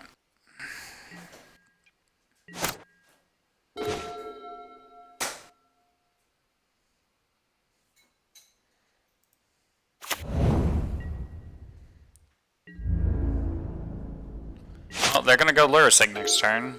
Can't really do a whole lot about it. I guess we fail of Summer and respond, so then hope we draw blank. I don't know.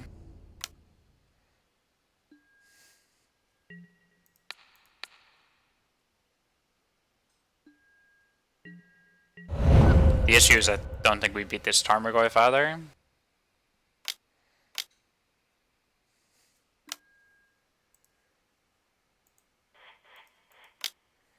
We really need a Huntmaster of the Fells as well. Yikes, that just doesn't do it. Yeah, now they get their Lurrus, they get to recast a Hex Drinker.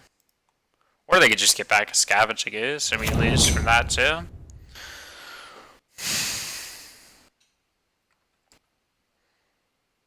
Yeah, I'd honestly just get back Goose here. Yeah, it's rough. Super rough. Well, at least our Flooded Strand has Hexproof from blue and black.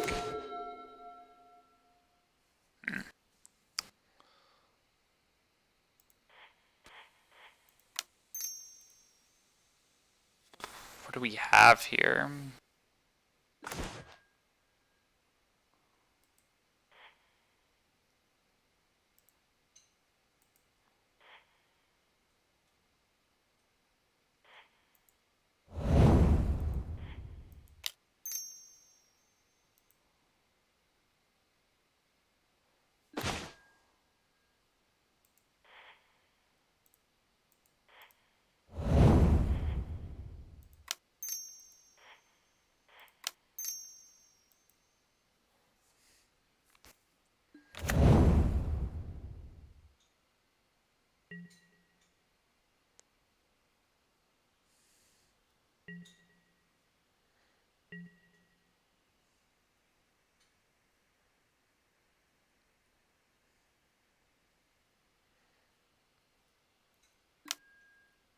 Yeah, we just can't win. There's no winning. Okay, that's fine.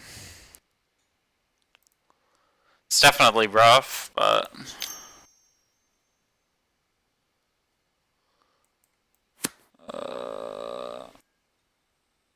yeah, well, they actually found all 4 pushes. Okay. Good game. It was a long 2 games.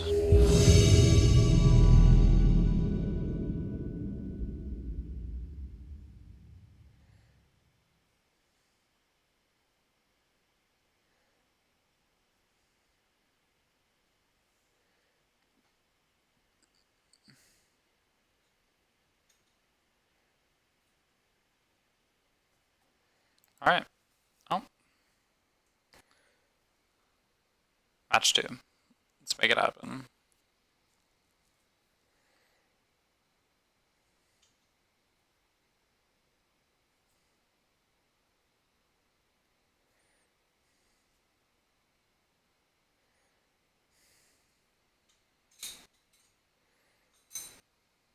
League matchmaking failed. Alright.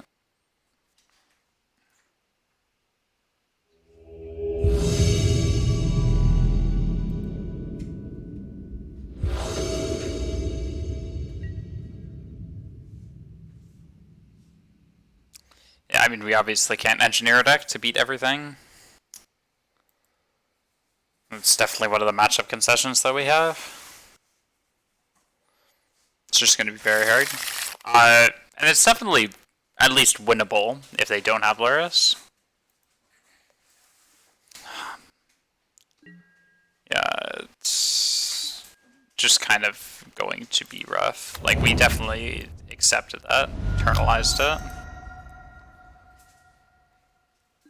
Delver into Mana Leak on the play is good enough, so this stands a keep. Or it should be good enough. We even have enough lands to snap leak as well. We just don't have a turn 3 plan. Oh, we might actually be playing against Grixis Delver. Or we're playing against Jund. Or maybe this is Burn. Every deck runs Bloodstained Mire and Luris of the Dream Den, so it doesn't really matter. Hopefully our Delver doesn't get pushed here.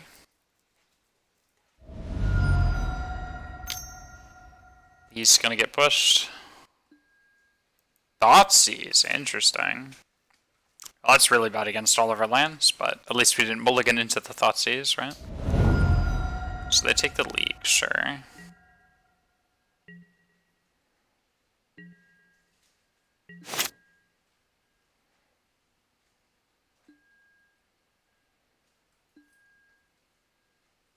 That's really bad for us.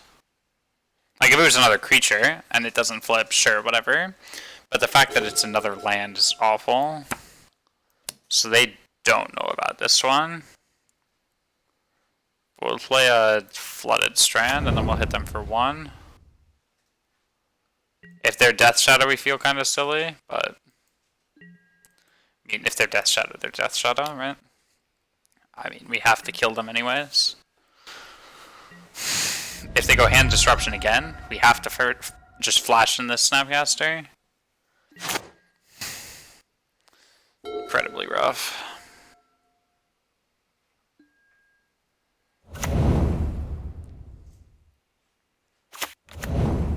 This could honestly be anything. It feels a lot like Jund, though. But then again, I'd say that if somebody goes Blood Crypt into Thoughtseize, this is a Dismember, though. Yikes.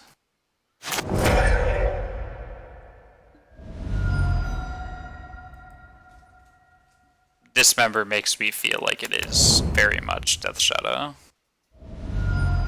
The fact that they're at 7 life also strongly suggests that. And the fact that they casted Death Shadow, you know? Something about it. I don't know what it is.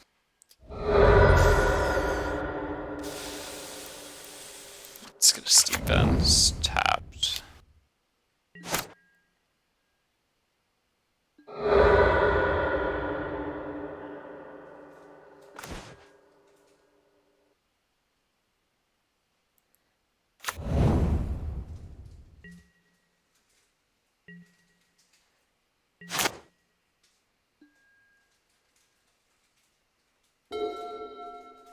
If we draw a Bolt, we're actually in business to potentially steal this game.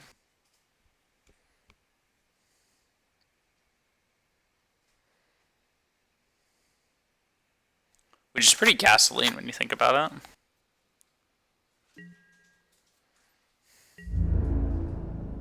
So they hit us just for 6, we go to 11, that's fine. Bolt off the top, please, deck one time.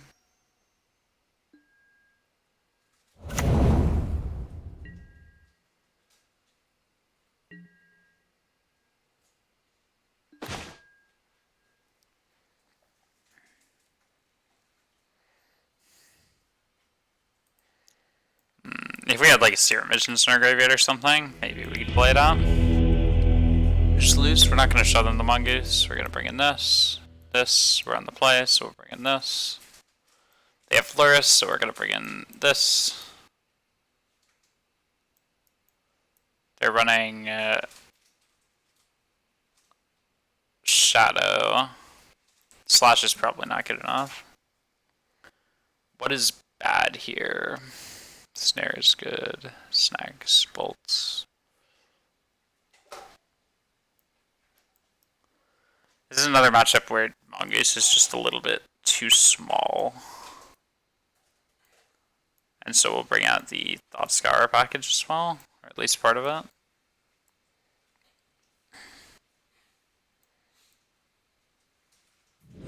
Try it like that.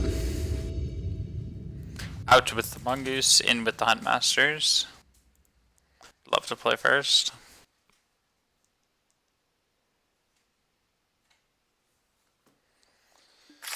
Tarmogoyf Lura stacks are killing me. I'll keep it. It's fine. Definitely not excited, but it's whatever. I didn't expect to be excited.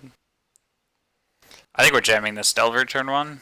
If they have the Thoughtseize, they have the Thoughtseize.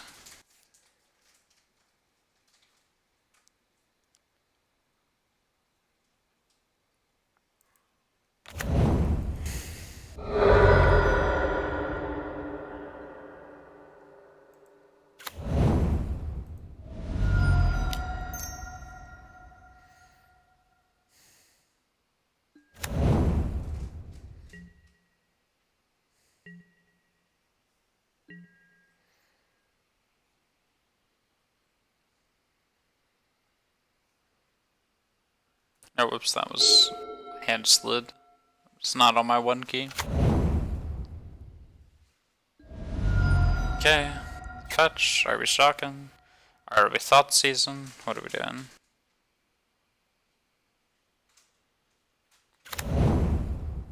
Yep.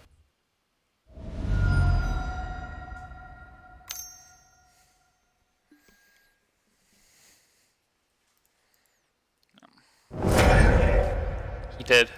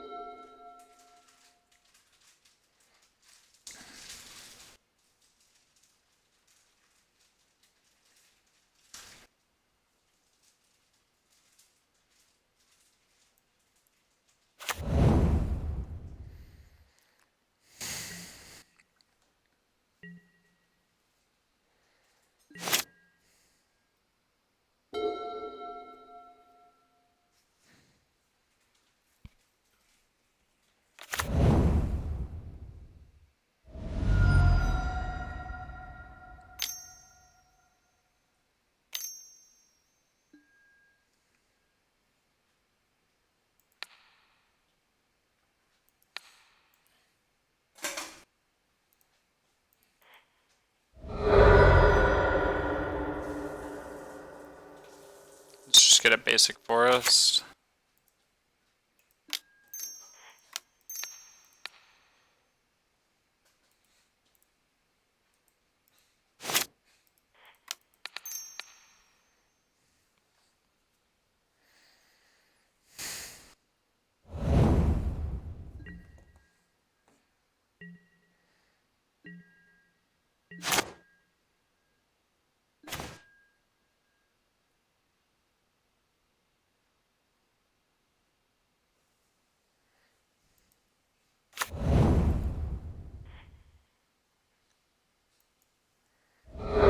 Let's just get a...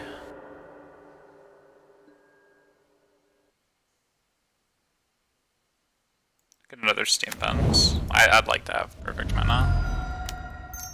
Serum Visions. If we get a mana leak, we'll keep it up. Bottom, I think. Just pass. Hope they just play a ton of stuff that's boltable.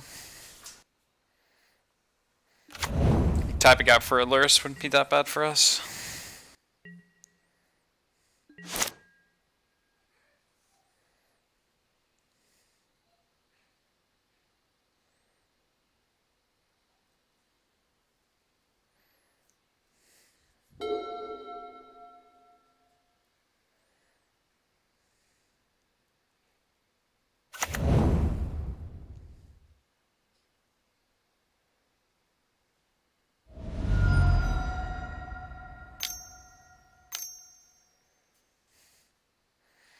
What's our opponent casting? Double black is weird.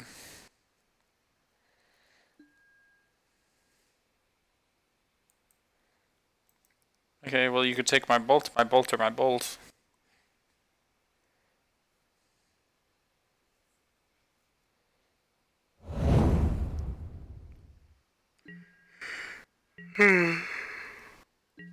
Oh.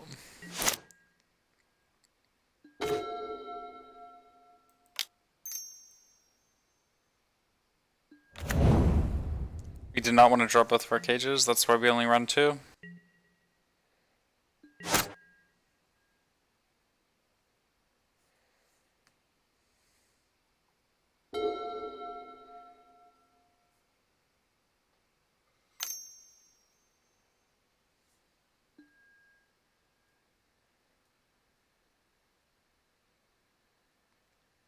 feel like thought seizing to take a lightning bolt is a very weird play.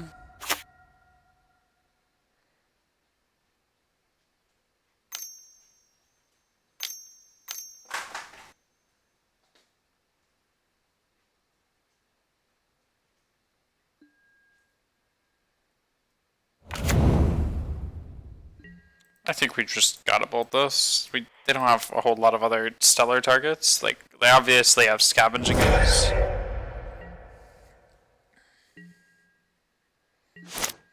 That must be what they have in hand. But we can't really let the Lurrus live.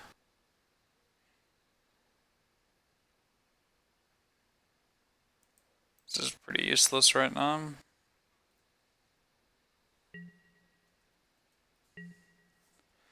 We just have nothing going for us. We drew 2 duds, and we needed to not draw duds. Like, it's so weird. It's like, I don't know, Lurrus is just too good as a card. It's like, I feel like I'm obligated to bring Galactic Goose Cage in, but you bring it in, and then it's just actively bad, too.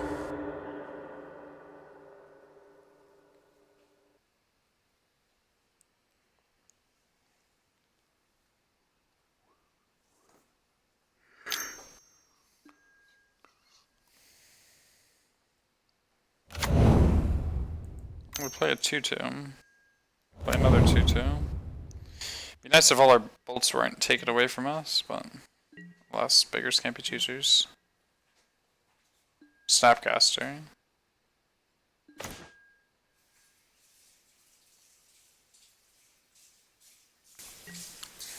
Oh, we're really just gonna lose to these Tarmogoyf Death Shadow, or Tarmogoyf Lurrus piles. We've just drawn so poorly this game. We have nothing.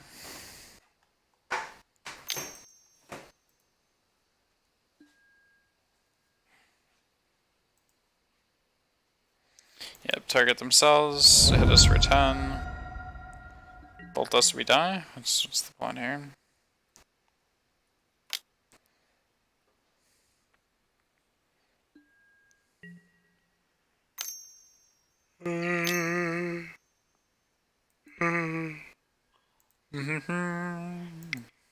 Alright.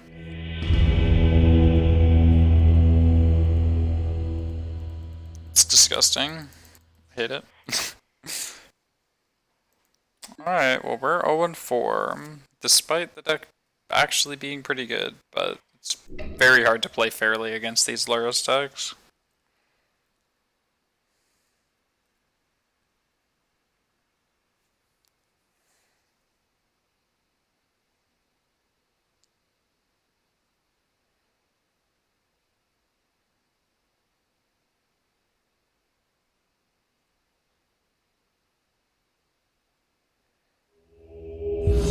Alright, let's see it.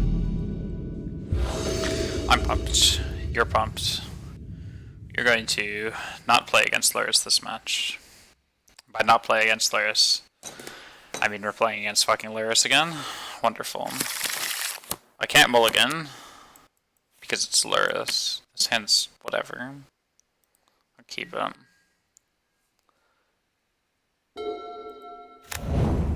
Oh yeah, we're on that draw too? Oh my god, this is just game over. Let's burn. I don't think we win against this. Why is our opponent 0-2 though? They're playing Lurrus. I mean, they probably just played against other Lurrus decks, right? Lurrus with their Lurrus, so that they can have more Lurrus. Disgusting. Well, let's Canal pass. We'll take a peek. We get to leak their turn 3 play and then start blowing stuff up. And then hopefully get there.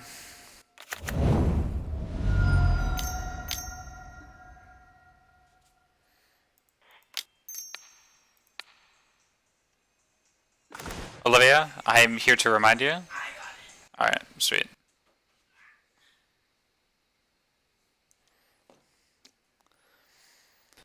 Skewer Bolt Mountain Canyon. Perfect.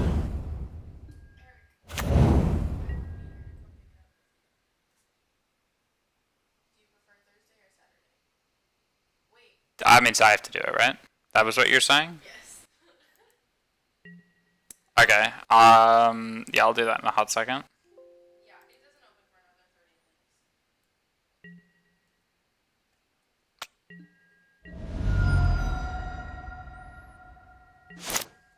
30 minutes. Hmm.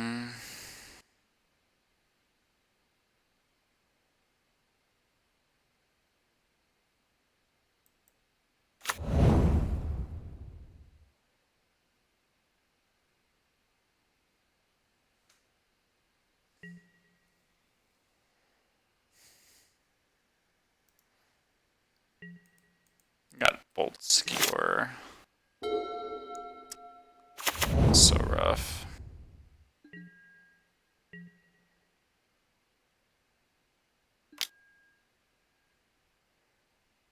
Boom bust. Just doesn't do it. We're gonna lose to this Eidolon. Especially if we can't try,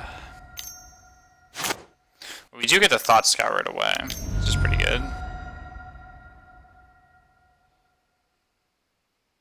Well, not if we're forced to counter this Lurius. We do get the Shuffle it away, I suppose. It's probably the second best thing. Opponent's at 14, but they've got a great threat, or great, board state, which we do not boast.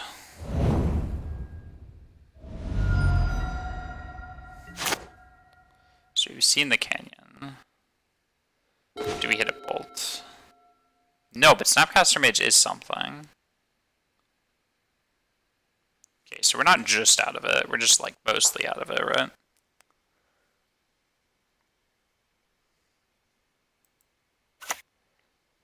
The issue is they could bolt our Snapcaster.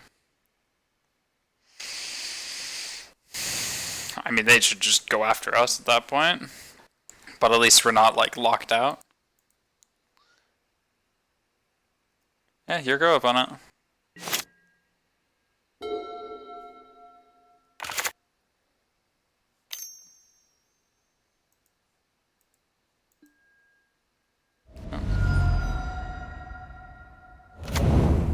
Yeah, the fact that we have to spend mana to counter this Lurrus makes this matchup so much harder. Okay, I think we have to block this Eidolon.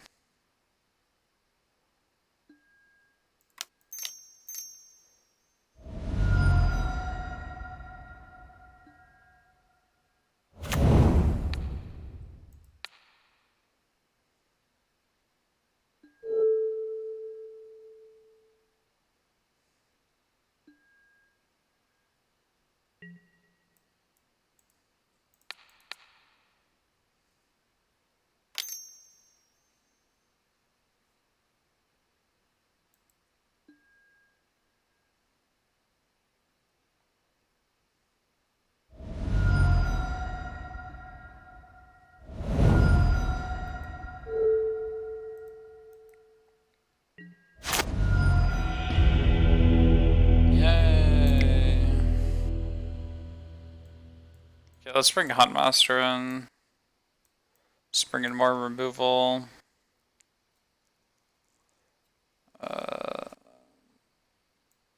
Snag's a little weak sauce here.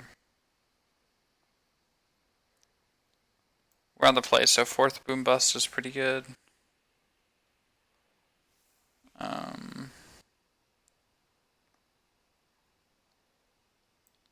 You'd bring out Young Pyromancer just because he's a bit slow.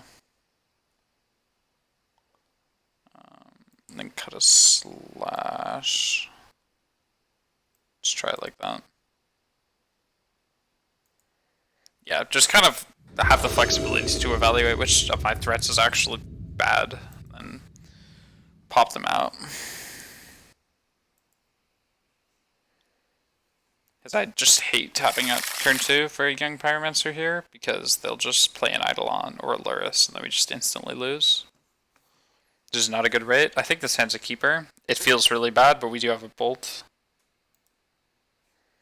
So we get to turn 1 Serum Visions, find our lands, and then cast a Bolt.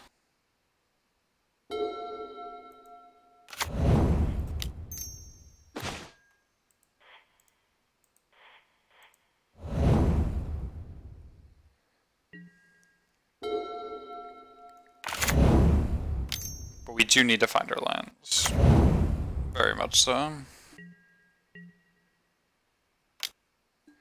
If we do, we can start playing the game, I guess. It's the best way to put it.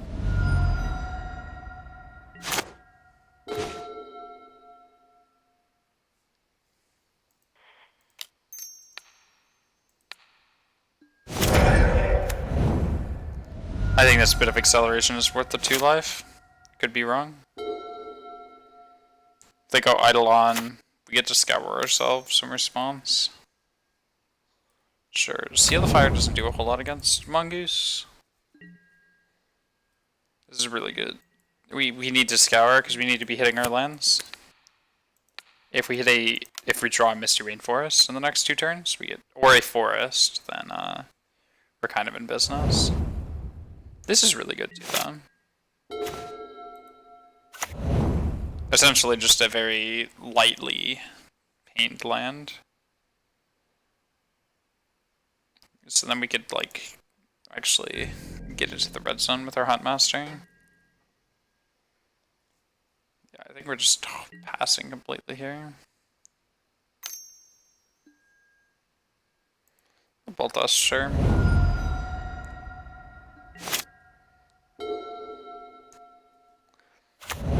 We're fine with them going Lurrus this turn. We have the mana leak for it.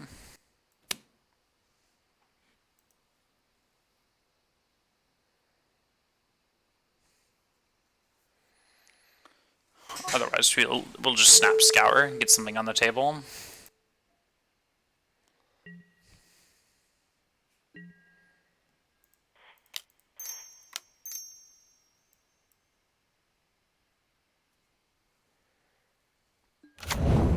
It's possible they have a Blaze, but again, we need stuff in play to actually win this game.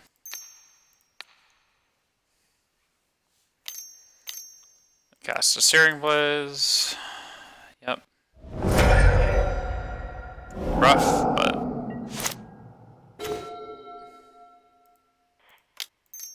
just be how it is. We're milling over our Misty Rainforest, which is really awkward.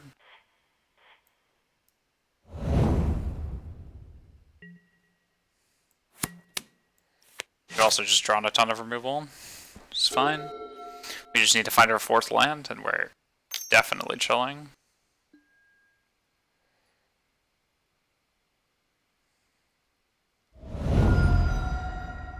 We need to save our counter for a Boros Charm.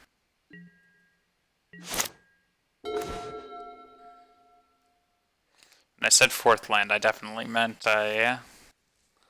this is one of the only lands that doesn't have for green that we could have drawn. We could blow up their Vantage.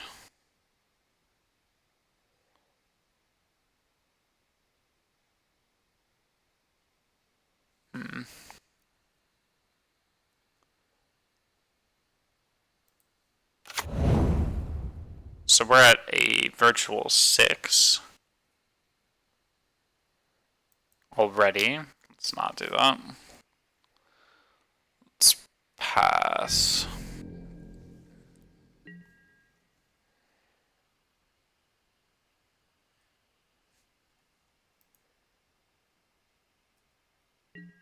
To cast Boros Charm, we're definitely just snap leaking it. Okay, so Boros Charm, Mana Leak, Helix. It's Mana Leak that anyways, we just need to be mana efficient. Also, since we're at 6, it doesn't really matter.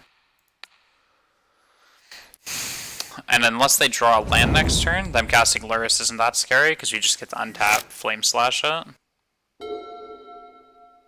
And potentially play a Huntmaster as well. Okay, we're at 6, then they skewer us, and then they skewer us again. What's the deal here? Just dead? Yep. Alright. Got us, Bono. We're 0-6. Let's play again.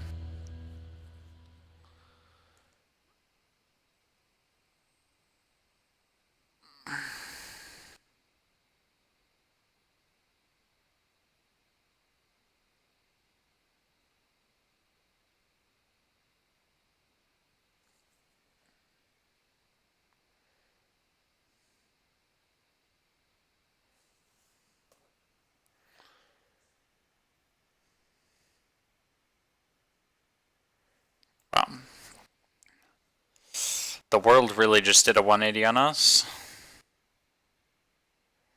We've just lost to Luris, back to back to back.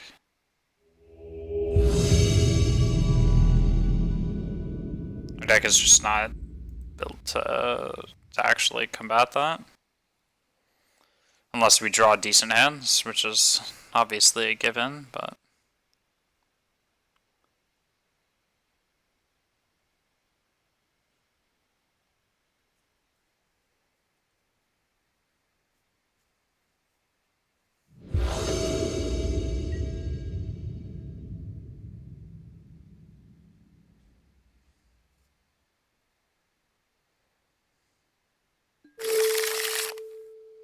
What just happened?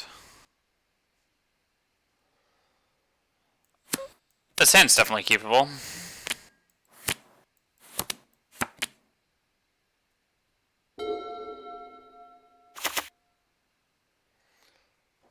They're playing Basic Mountain, Soul Scar Mage, no Luris, which means we're in business. Is this prowess?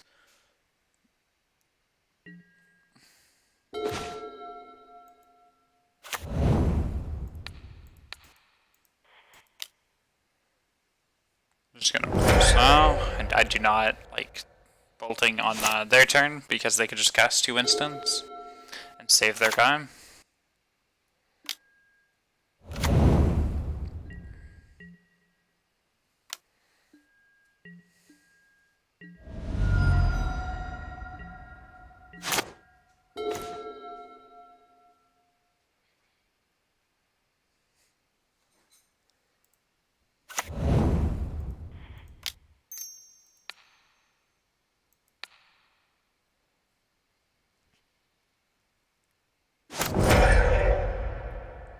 Okay, pass. We have Spell Snare up if they have a Steamkin or something.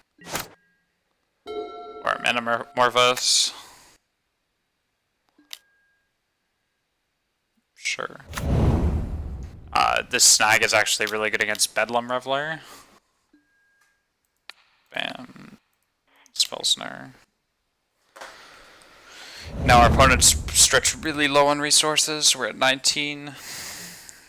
We're just a slight ways off from threshold. And the Swift Spear can't really attack us.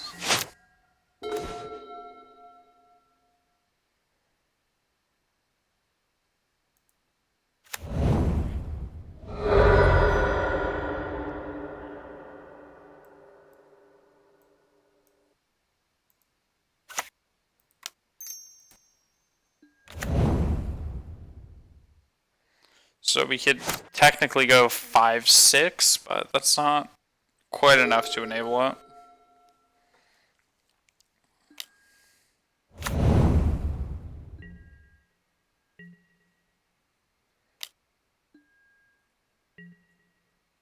We'll take 1.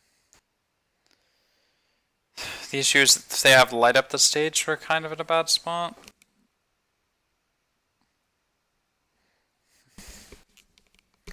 I don't think there's a whole lot we can do about that then. We could snag it, obviously.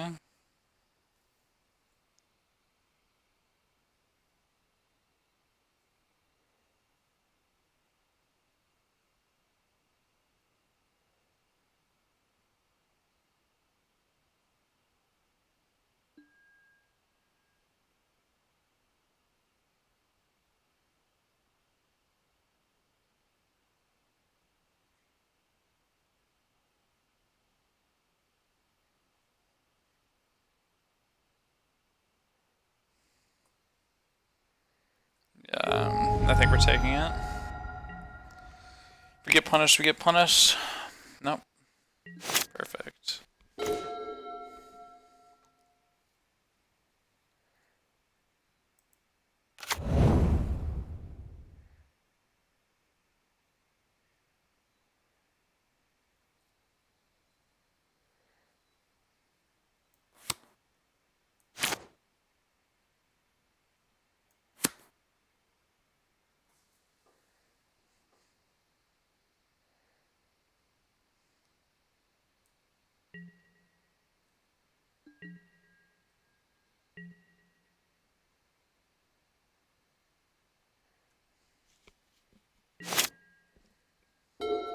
See what they have.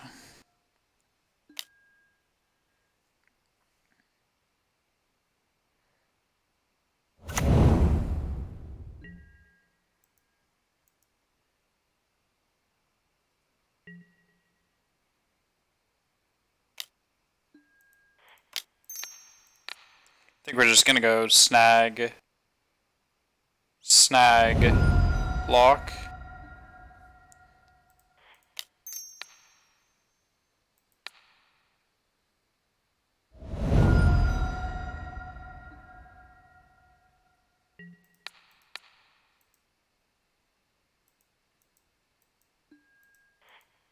We get a tapped breeding pool here, I think.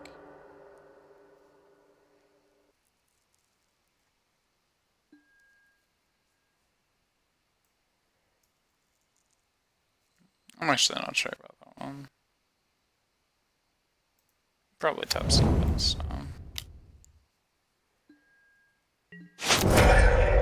So they've got Swift Spear, Soul Scar, 2 unknowns to our land. It's rough. Rough.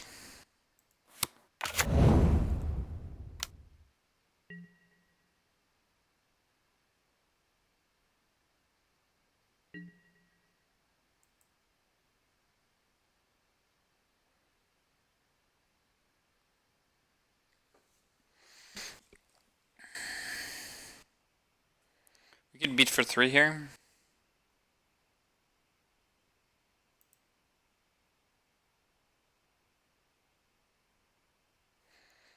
Yeah, I don't think we win if we just board stall it forever. Unsure about that one though. Instinct says we do need to kill them, and they didn't cast a spell main phase 1 last turn anyways.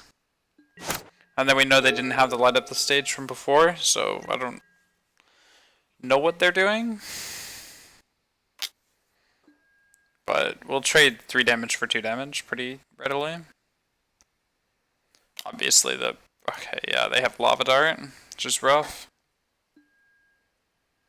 But Lava Dart would have killed our Mongoose in combat, because they would have just played it and then sacked a mountain. We would have been blown out pretty hard. So I think attacking is definitely the right play there. So we take 7 more, we go to 6, and then they have like double skewer or something done. We haven't seen a single bolt from them, so it's possible. Wow.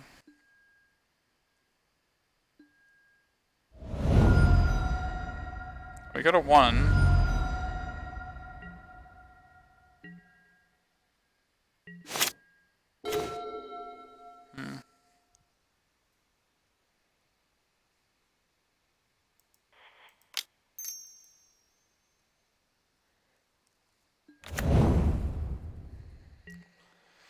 Let's see what happens.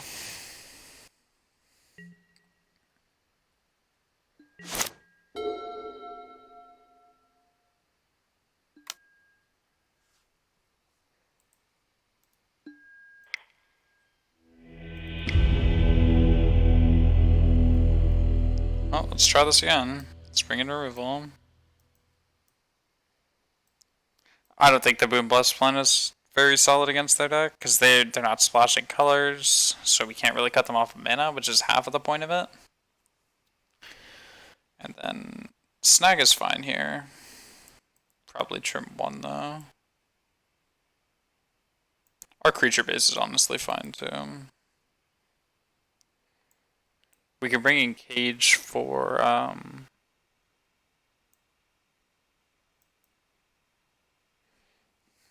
Lava Dart. But I think we might just be better off taking out 3 mana leaks. This card's just so bad against all of their 1-drops. Let's run it like that.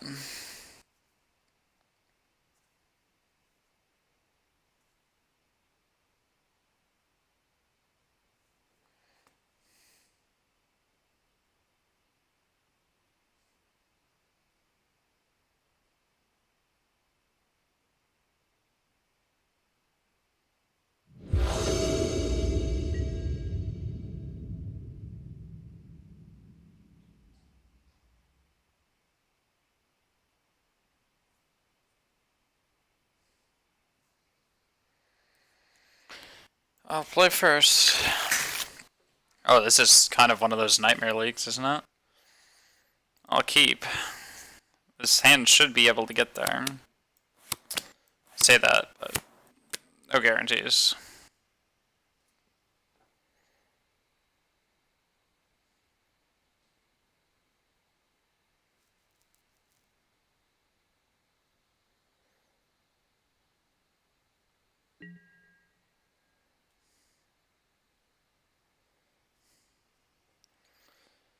Okay. Your go, opponent. Get to Magma Spray their first guy, bolt their second guy, play a Huntmaster, probably win. I do need at least one win out of this league. Would really like to go 2-3 at least.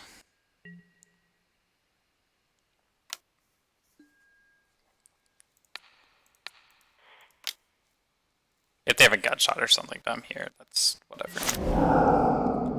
Perfect.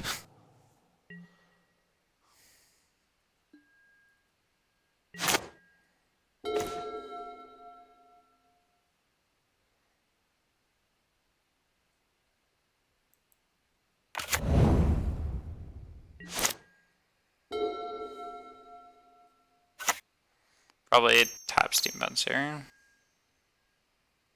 Yeah, we're definitely bolting this.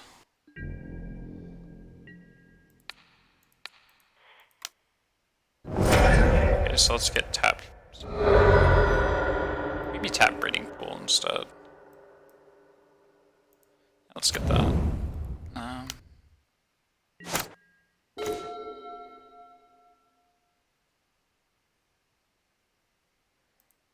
Yeah, we get tap Steam Vents and then we'll just play the Huntmaster. Might be good enough, might not be, we'll see.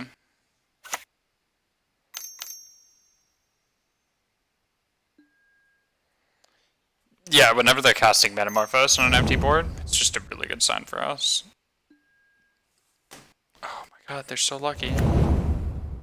Obviously, they drew that off the Metamorphose, because they would have cast it before it. And they have a Stomp. Okay. Well, it's good we got the Stomp out of the way, because it paves the way for the Huntmaster. So you go to 15, we'll go to 14, and we'll play our guy.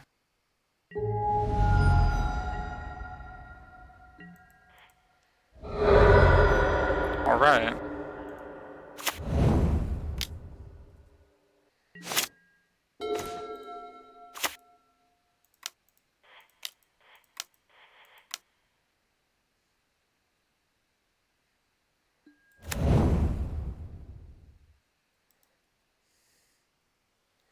We get a Wolf. Here we go.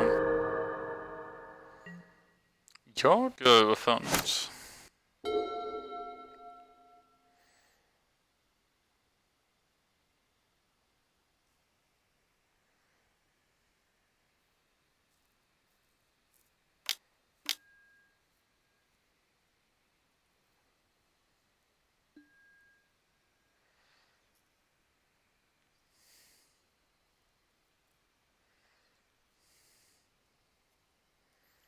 Okay.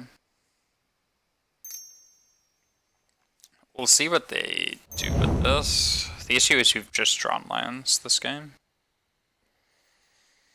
Which is really rough. Very good at just drawing lands, unfortunately. It's not a talent that I'm very proud of. I don't think we're double blocking this. We'll kill it during their upgate.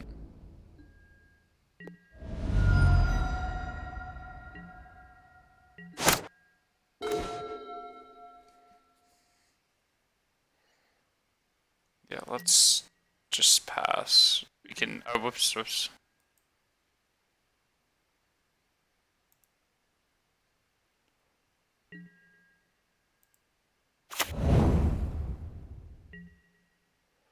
Okay, we'll flip Huntmaster. Kill their Swift Spear. Or at least target it. This prevents it from attacking, really, because we have our Wolf token. We just need our Huntmaster to successfully flip over. That is all. Perfect. Bam, bam.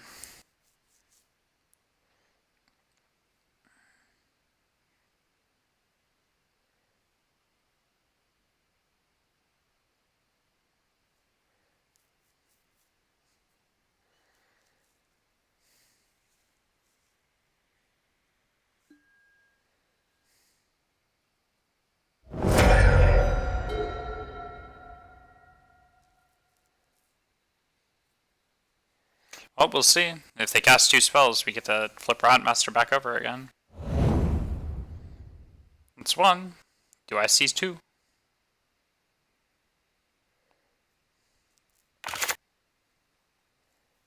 Do I see a second spell opponent?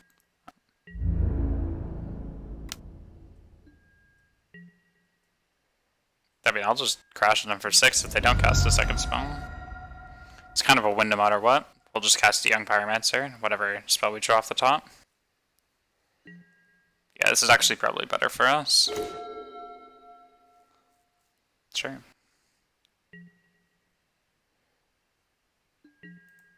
And now we'll start blocking their Bone Crusher with Wolf tokens.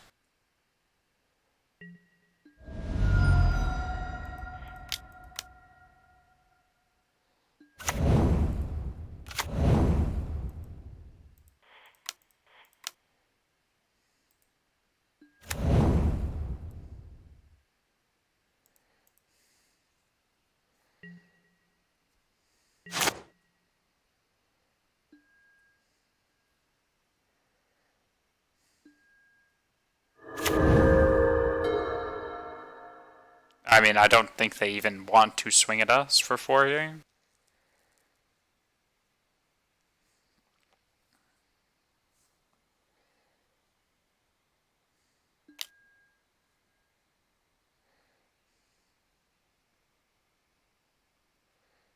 Hey, we go to 9.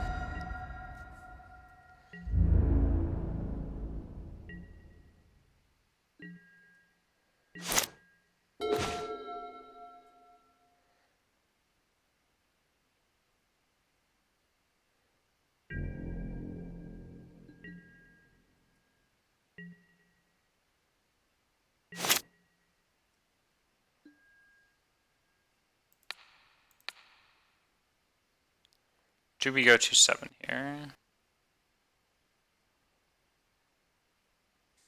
Probably not. Let's just hit him for 2.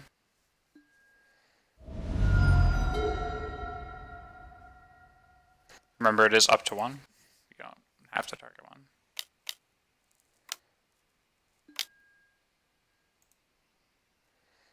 Okay. We have a Reveler. Sure.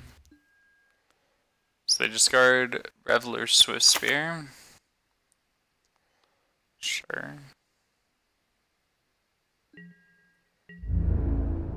They're not going to play a second spell. Makes sense.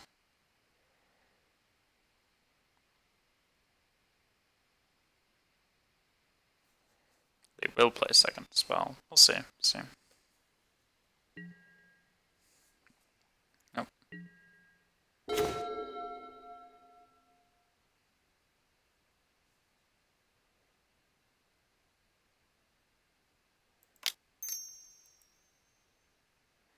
This Reveler can't really swing into our board of chunky lads.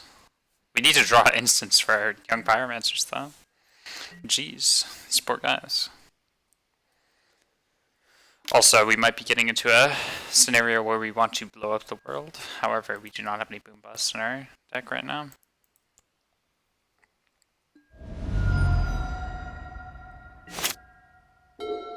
We might actually lose to just lightning bolts. It is possible. It's a really sad way to go out.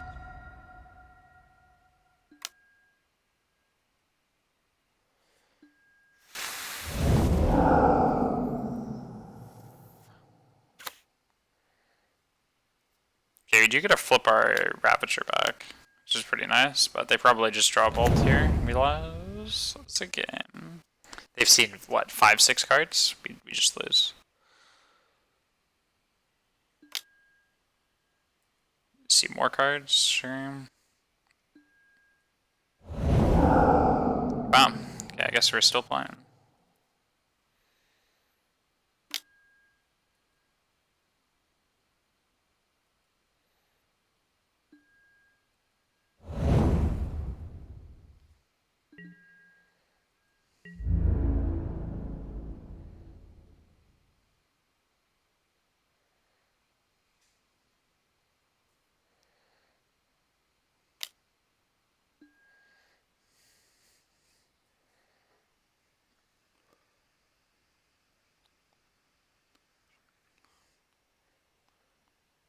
I think we're going to triple block those. It's awkward. You just don't have any spells. We need them desperately.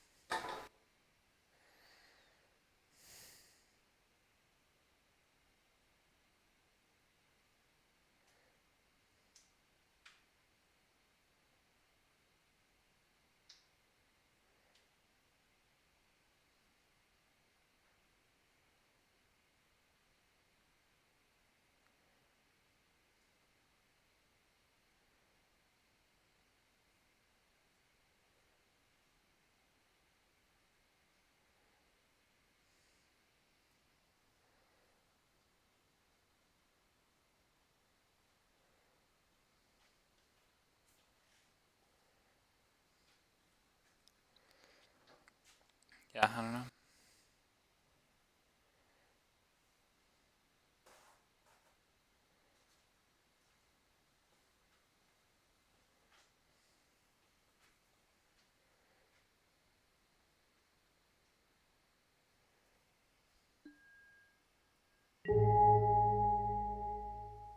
That required a lot of thinking from our opponent.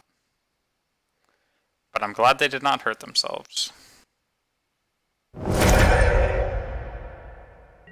We even get to keep a wolf. Would you look at that?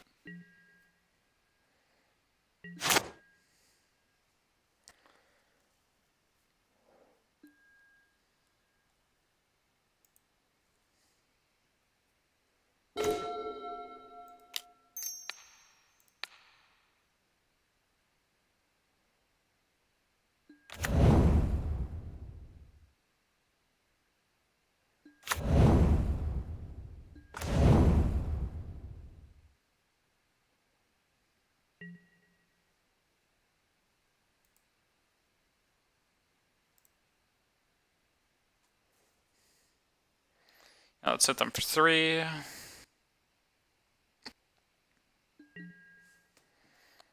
Bam.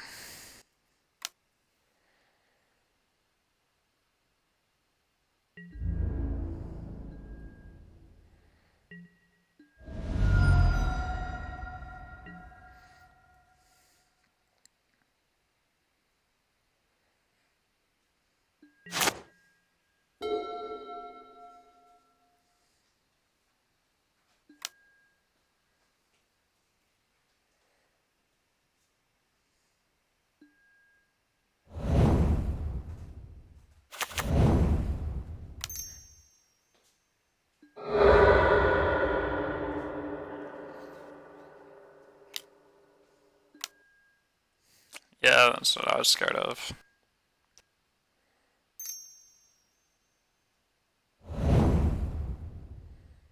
Hmm. Wow. Yeah. I think that's definitely game then. Just have nothing going for us right now.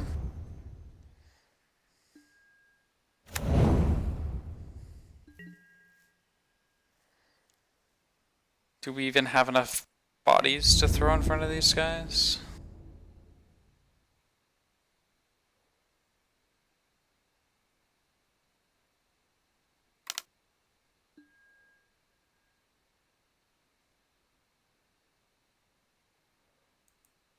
Okay, so I could go to 1 if I bolt the Bone Crusher.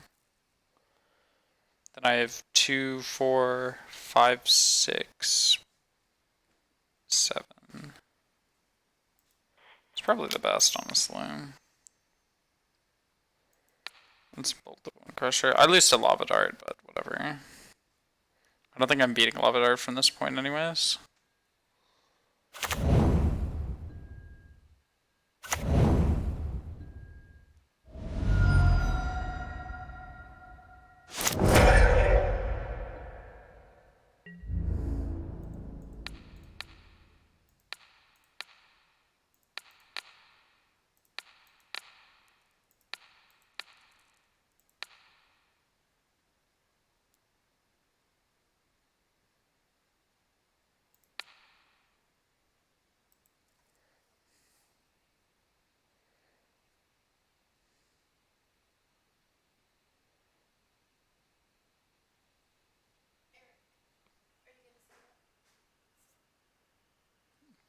Yes.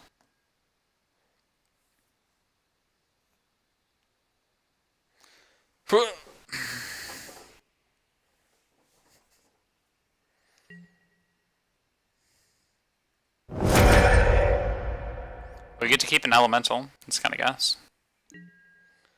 Hot Master.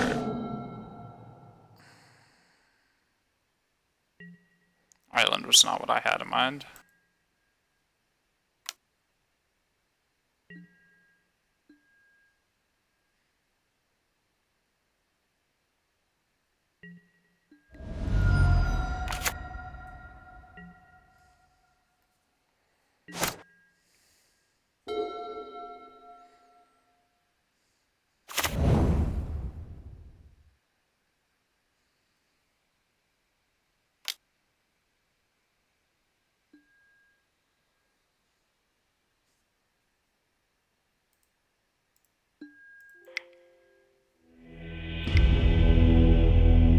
Well, I think that concludes the stream for today.